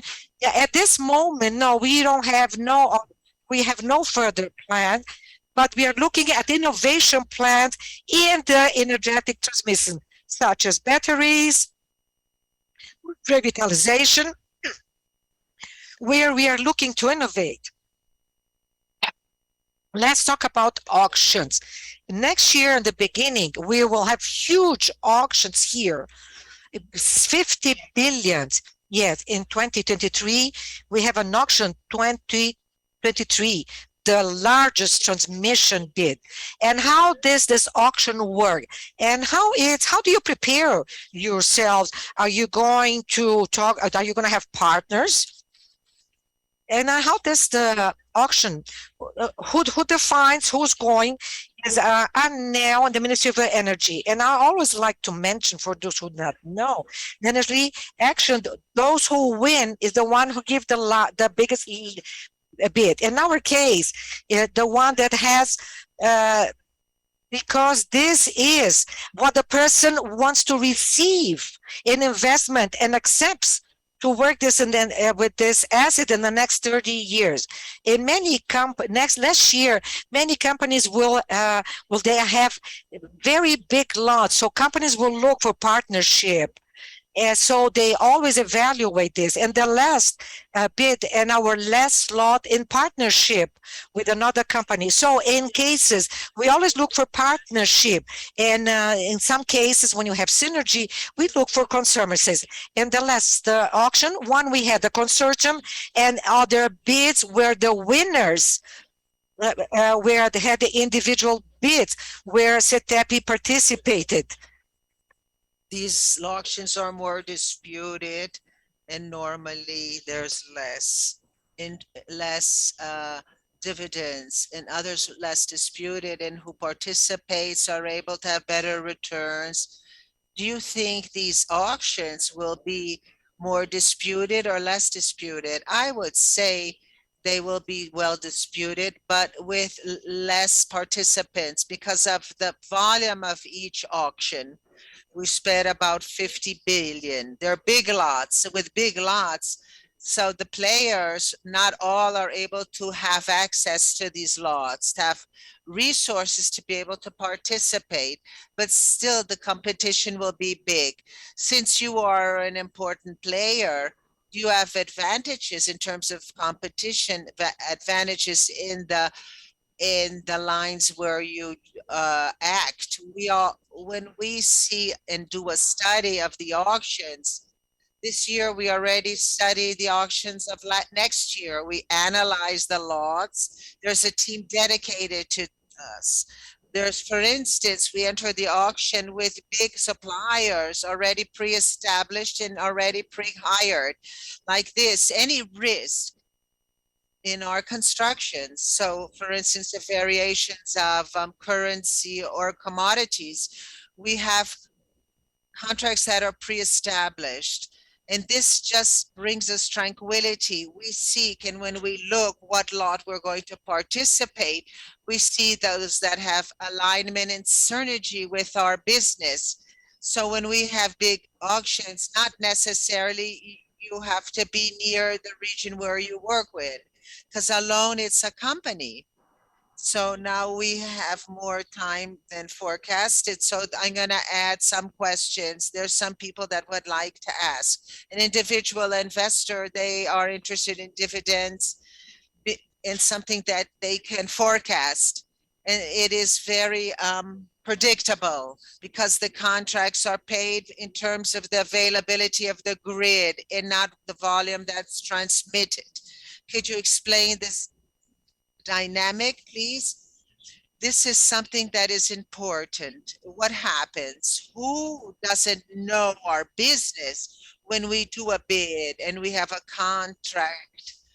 The revenue is pre-established. And so the deadline of 30 years, it is pre-established.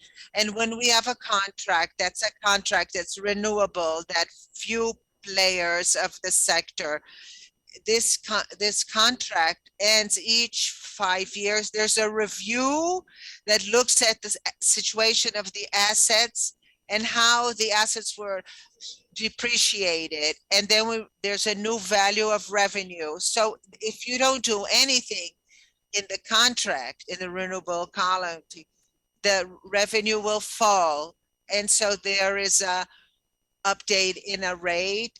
But what is the big differential when we renovate? You always have the opportunity to do improvements. So instead of falling, our contract increased 10% and the inflation 6%, and there's a tendency to fall because the company is always reinvesting, guaranteeing the quality of the service and amplifying the sector. This is one case. The other contract that we have, that we call an auction, one that we are talking about, what you're going to receive is the offer that you gave for the deadline that is specific. In what moment can you not receive the revenue that is established for 30 years?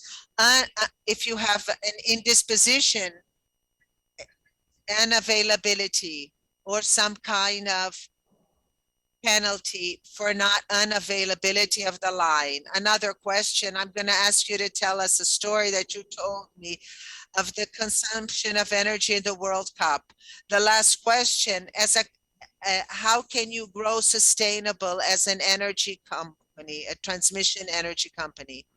In CTEEP, we have a view that the three pillars, the strategic pillars,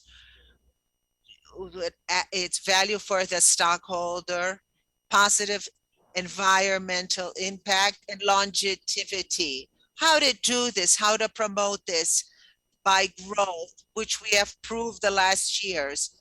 Grow with profitability, but you have to grow with rentability. Easier is an auction, but to make it rentable, to make it profitable is also important.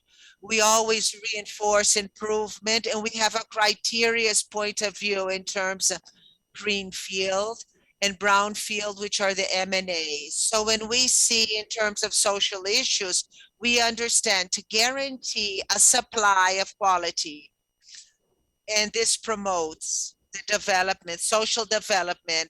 Besides, we had the opportunity with the transmission today is the main source of flow of renewable energy in the country. It is what guarantees. These are the ways that we can contribute. And in fact, we're not only speaking, we are doing, Thiago. And just to end, each company has a background story.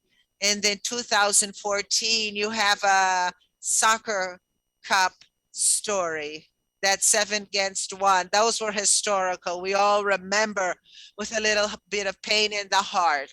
It is interesting because in the moments of soccer cup, at the end of for a soap opera, the energy is people stop to do any activity and they're focused on the TV. It doesn't consume a lot of energy. In the World Cup, it's the same.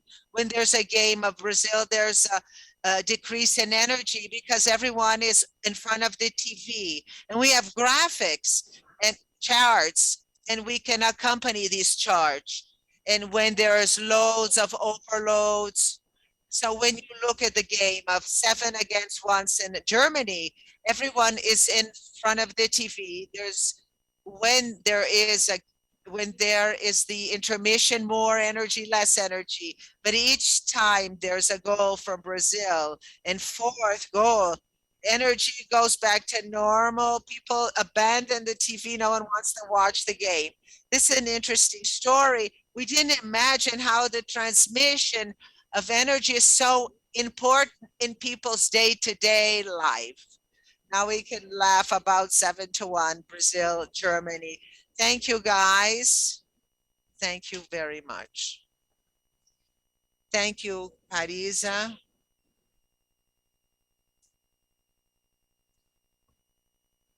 Was interesting your conversation. Now we start this answer and question session. Who is present? Raise your hand, and then our assistants will bring the mic to you. And I also ask that stand up, identify yourself with your question. Like this, we can find you in the middle of audience. Who's remote, continue sending your question through the in lower part of the screen. Like this, we can organize and monitor the question and answers. In, in a few seconds, we will begin our Q&A session.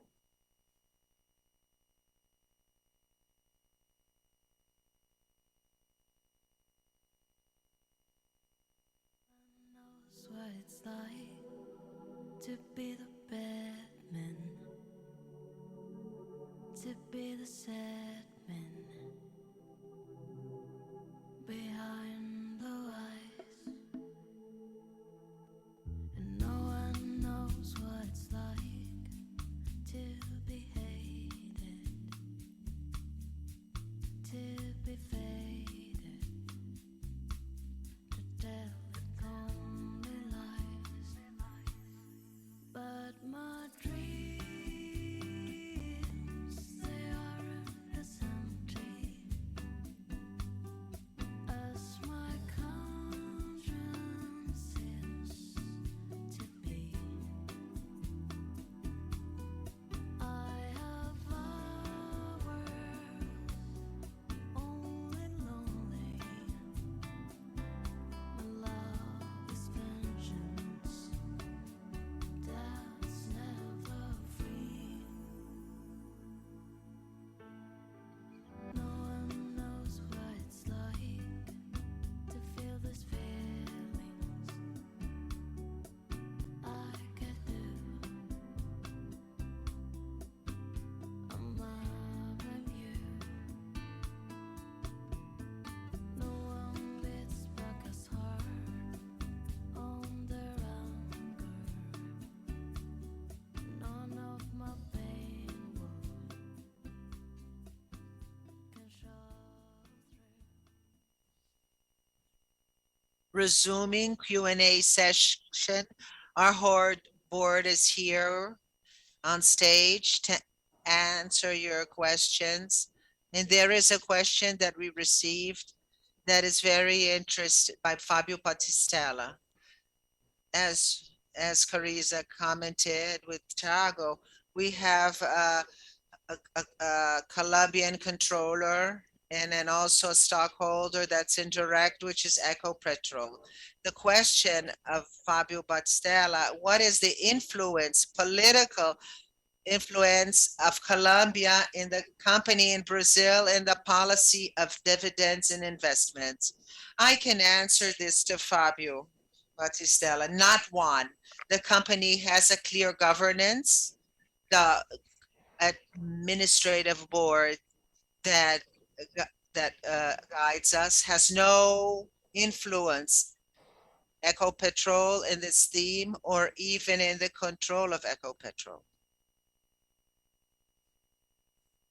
Another question by a stockholder, Gisele. There's two questions in one. My dream is to have TRP in the new market. Can we understand that this will happen? Would like to know about the Pega loan. Does it going to give more security to its stockholders? Gisele, Gisele.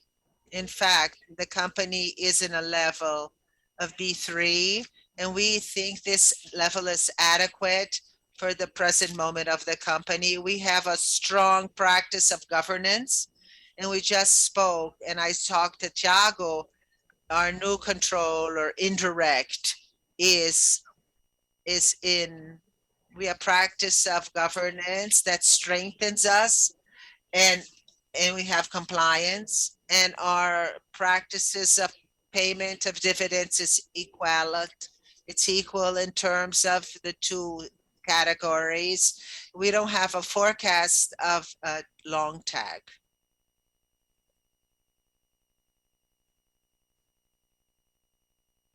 Question, please, in the audience.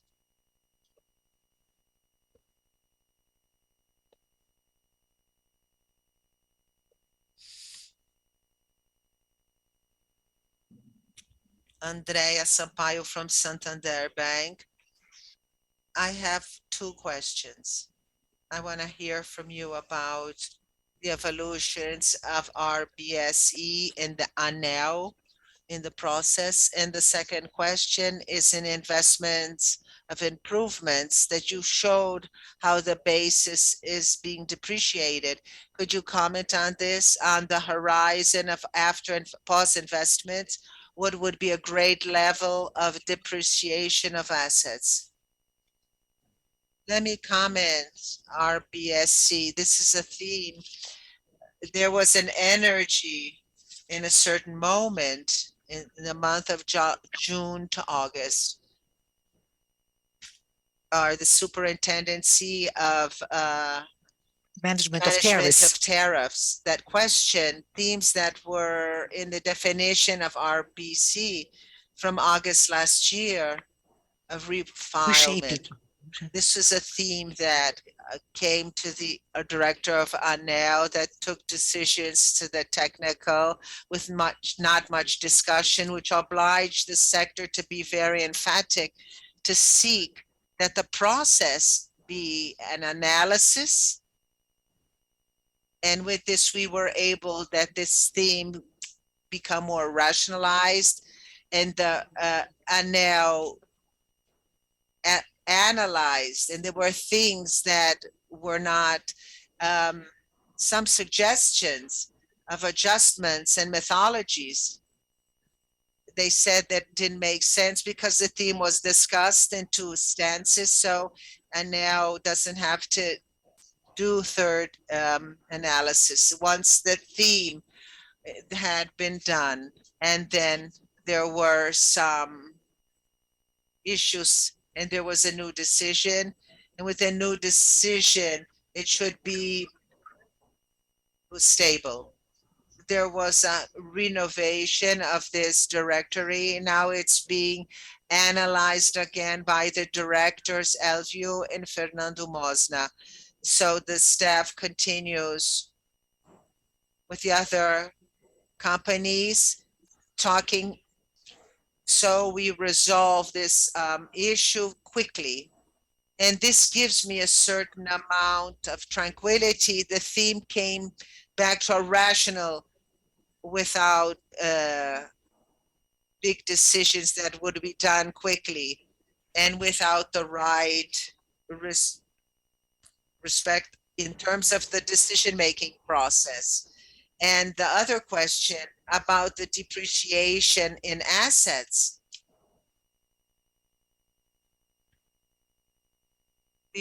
We are managing very carefully our assets. And these assets will be depreciated and they will be operating for many years. They will be exchanged, but this is at the end of its life cycle, or there's a potential problem that is operational. So the management of assets, we have to invest resources, and this was what we will do. Investing that quantity in resources, we have a basis, a regulatory basis that grows with time. This we can present to you in another moment with numbers. I don't have it in my head. But this doesn't mean that we are going to zero the quantity of assets. I think it's 13 billion that are depreciated. They will be depreciated, but they will operate decades.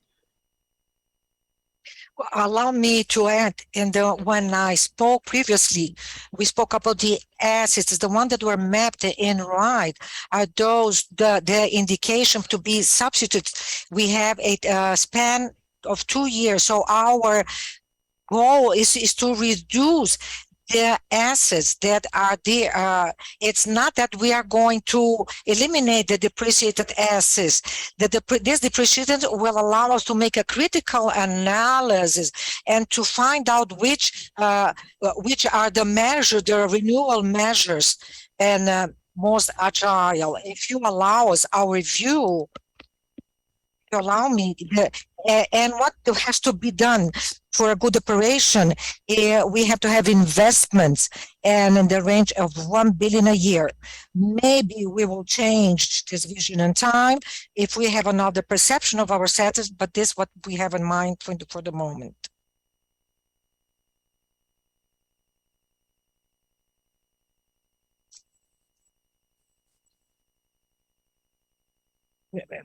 I'm Danielle from Safra Bank. I have a couple of questions. The first one, and on the auction, there are 50 millions of capex for next year. And I know I want to see how do you see the feasibility of investors for next year, and what has to be done in the next 5 years to go into operation. Are you thinking in importing materials and thinking, would this impose any kind of limit? And because how we saw in the previous years, if you think what is going to happen in the next auctions, do you see any limits and on reinforcement and understanding that the approval of these investments by ANEEL, taking in mind that you raised significantly the amount of investments in improvement. So, and you commented of 1 billion. Do you expect that that to raise this in the next years, as you saw in retrospection of the last years, or you are going to maintain this stability for the next years? Well, I am going to talk about the auctions. Okay, let me recall all the aspects. Actually, there is we have a worries, sectorial areas that we are very attentive to the market conditions, not only in relationship to suppliers, but to the whole chain. Only to be more precise, this 50 billions are not going to be spent only in the next year. Let's say maybe in the next 3 auctions, or maybe in 2024. So we have space between these auctions. We are working with Abrati, coordinating a study in order to do this as a sector, in order to evaluate the capacity of the market to absorb all this investment. So there is not only the aspect of the investor, but how is our supply chain to service all this amount of investment? Then we have the available of highly qualified manpower issues as concerning equipment that have to be good, and the deepness and the depth of the credit market because of the concentration of investment in one specific sector in such a short time. These are issues that we are taking care, studying, and as Carissa mentioned, we are already taking care, we evaluate not only for December's auction, but also for next year. And depending on the lots and the sizes that we are going to consider the possibility of partnership, this is part of a strategy of diversification and complement of competences, diversification of risk. And in what concerns premiums, I think it's a little bit tricky to talk about premium because this is a mobile reference and in comparison to RAP. And RAP is calculated by ANEL, and ANEL considers the caps for all auctions. Many times we think that the market more changed and the premium changed, but the capex of ANEL also reflects the conditions of the market. So if we have a raise in commodities, this is a basic line. That's why sometimes we don't see so many changes in the premium. And by the end of the day, the premium that is going to be allowed is going to be occurred and the conditions that we'll find when we have to estimate financial conditions, how much we can optimize technical conditions, the project in itself.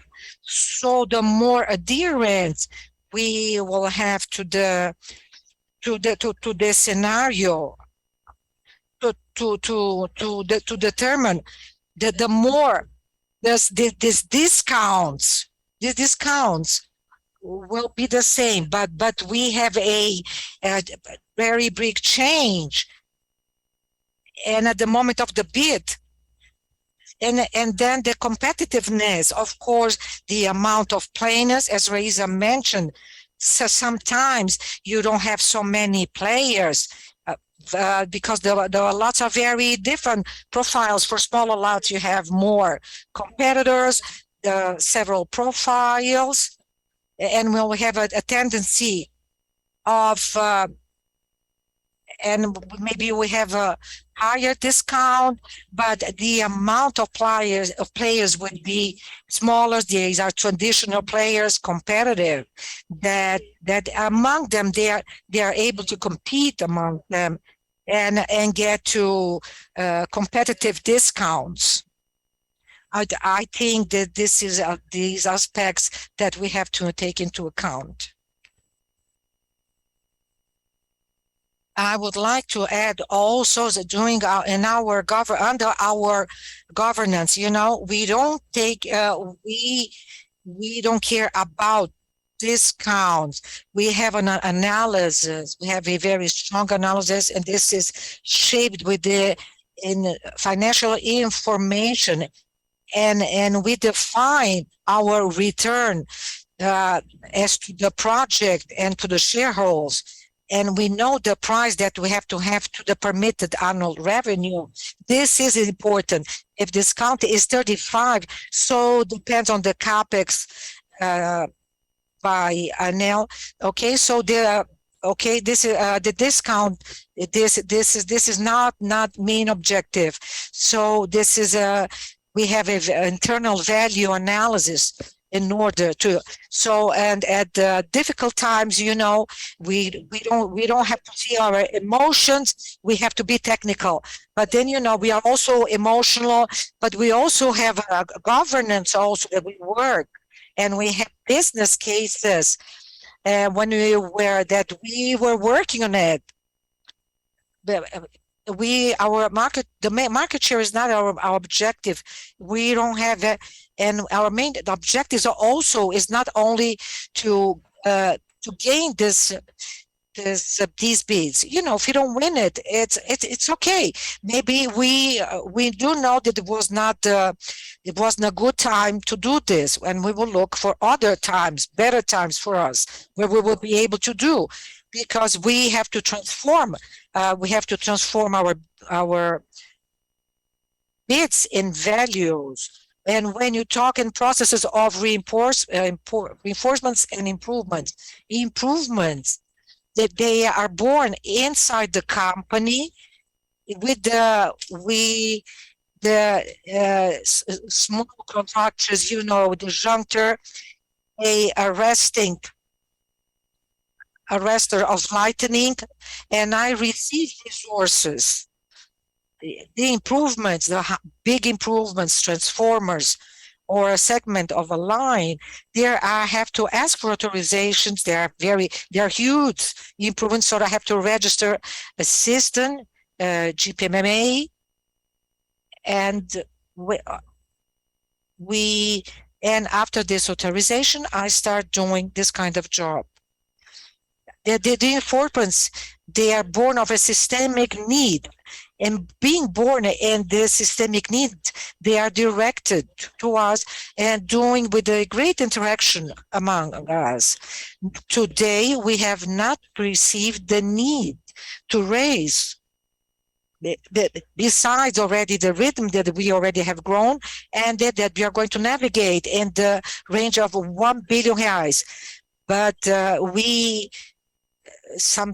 but we can foresee for the next months, because a need that we do not know, or we will need some kind of improvement, something that our operations team would say that, but now this is our forecast, and then already, but we have many things to do as to CAPEX.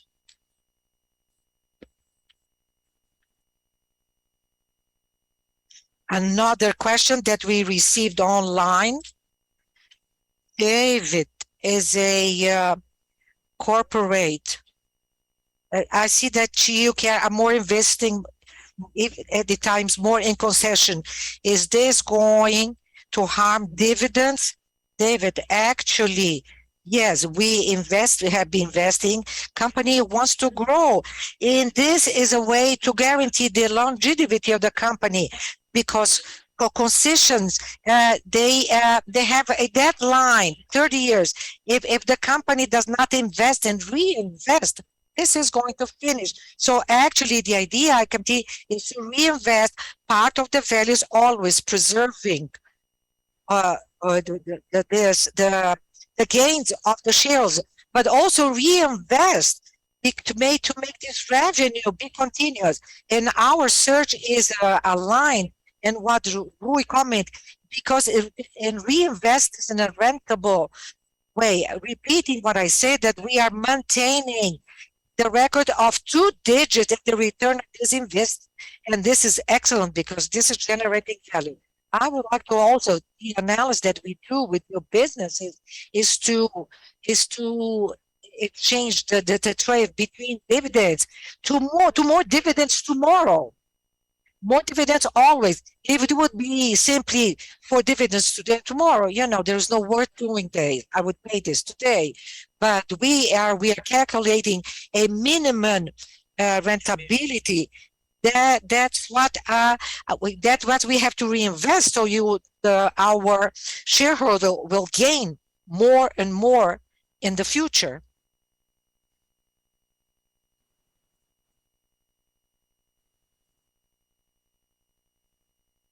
Good morning. My name is Mark Flavio. I'm an investor, individual investor. From the 50 billions of the auction of next year, in terms of numbers, CTEEP has, if you could win all, taking away all the analysis of, there are numbers, an index that you visualize in terms of the percentage of the installments, of partnerships, of having controller, but for instance, Lisa, which also is part of these partnerships, will increase. And the other question like bonifications in terms of your policies? Is part of your policies, or it's going to be more towards dividends?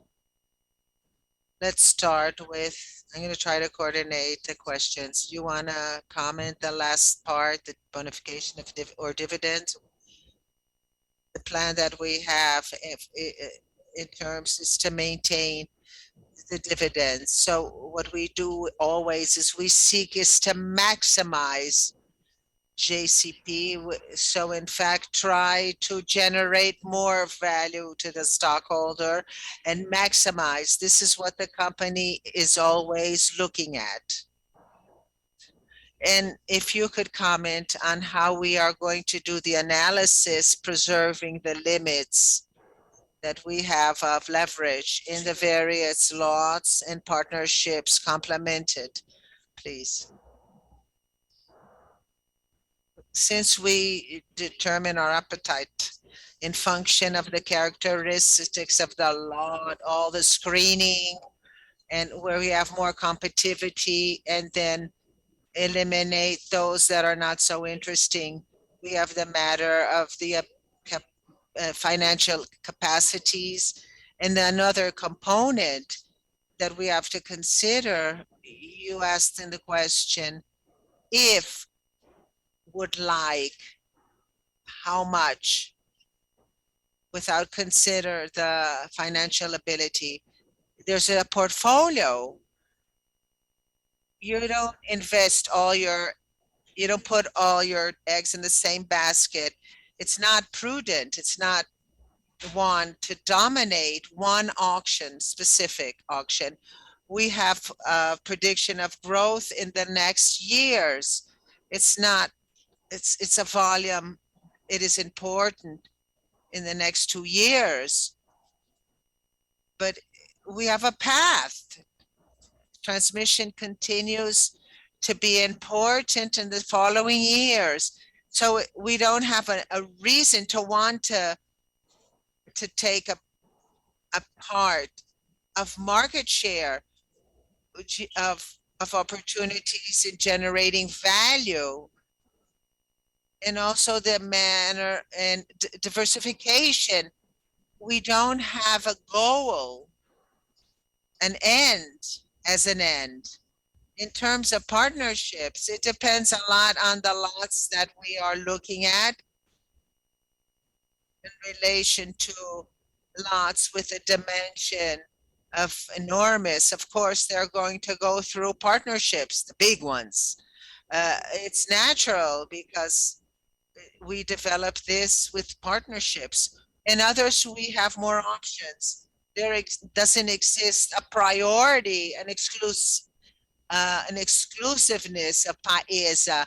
We have history, we have established governance, but this is analyzed case by case. It has to make sense for the lots and the auction of each year. Good morning. I am Eliana. I'm a private investor.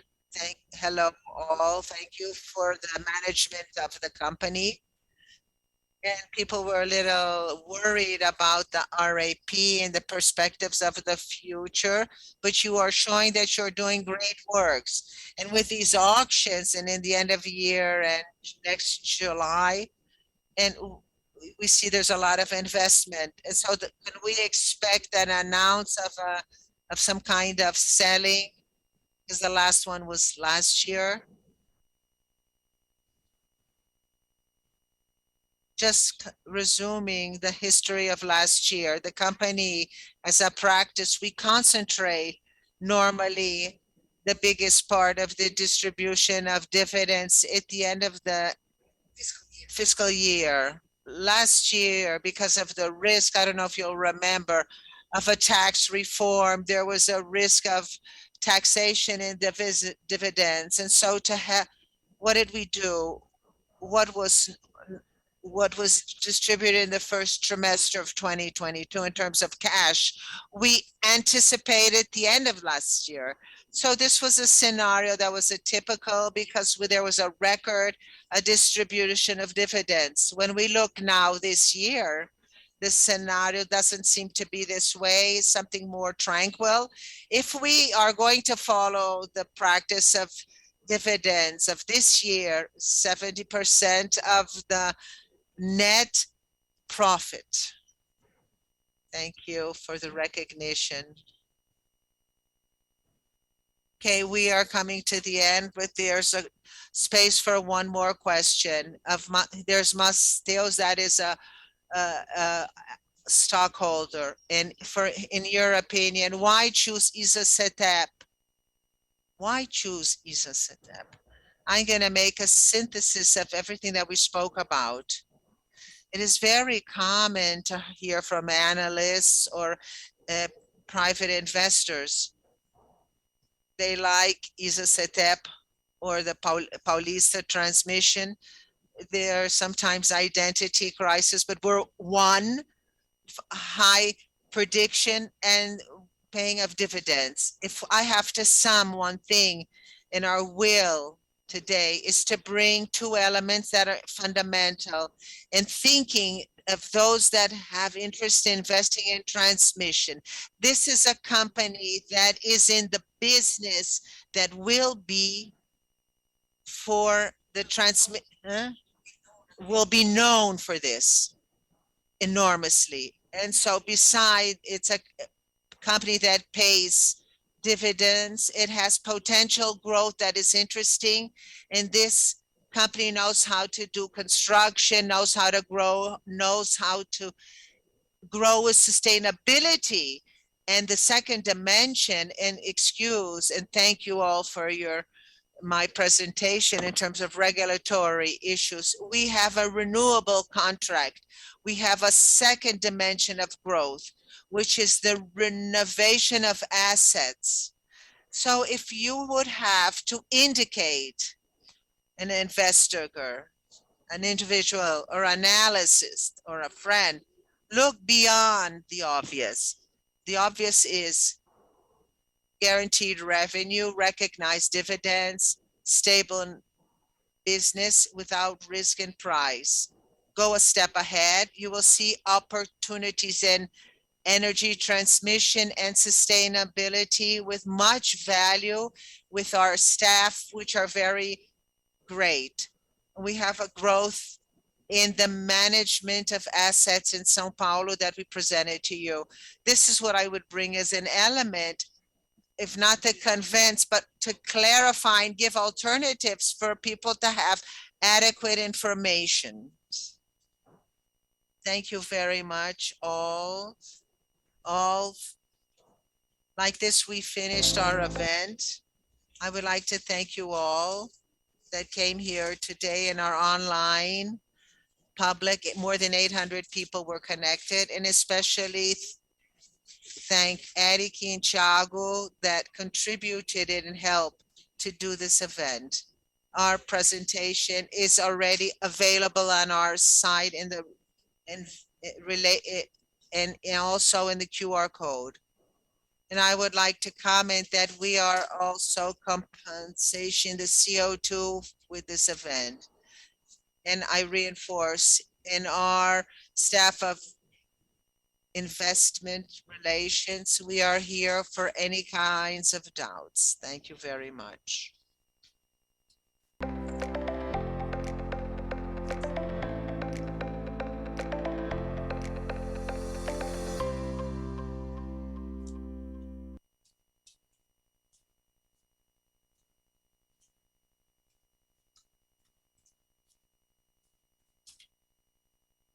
As my conscience seems to be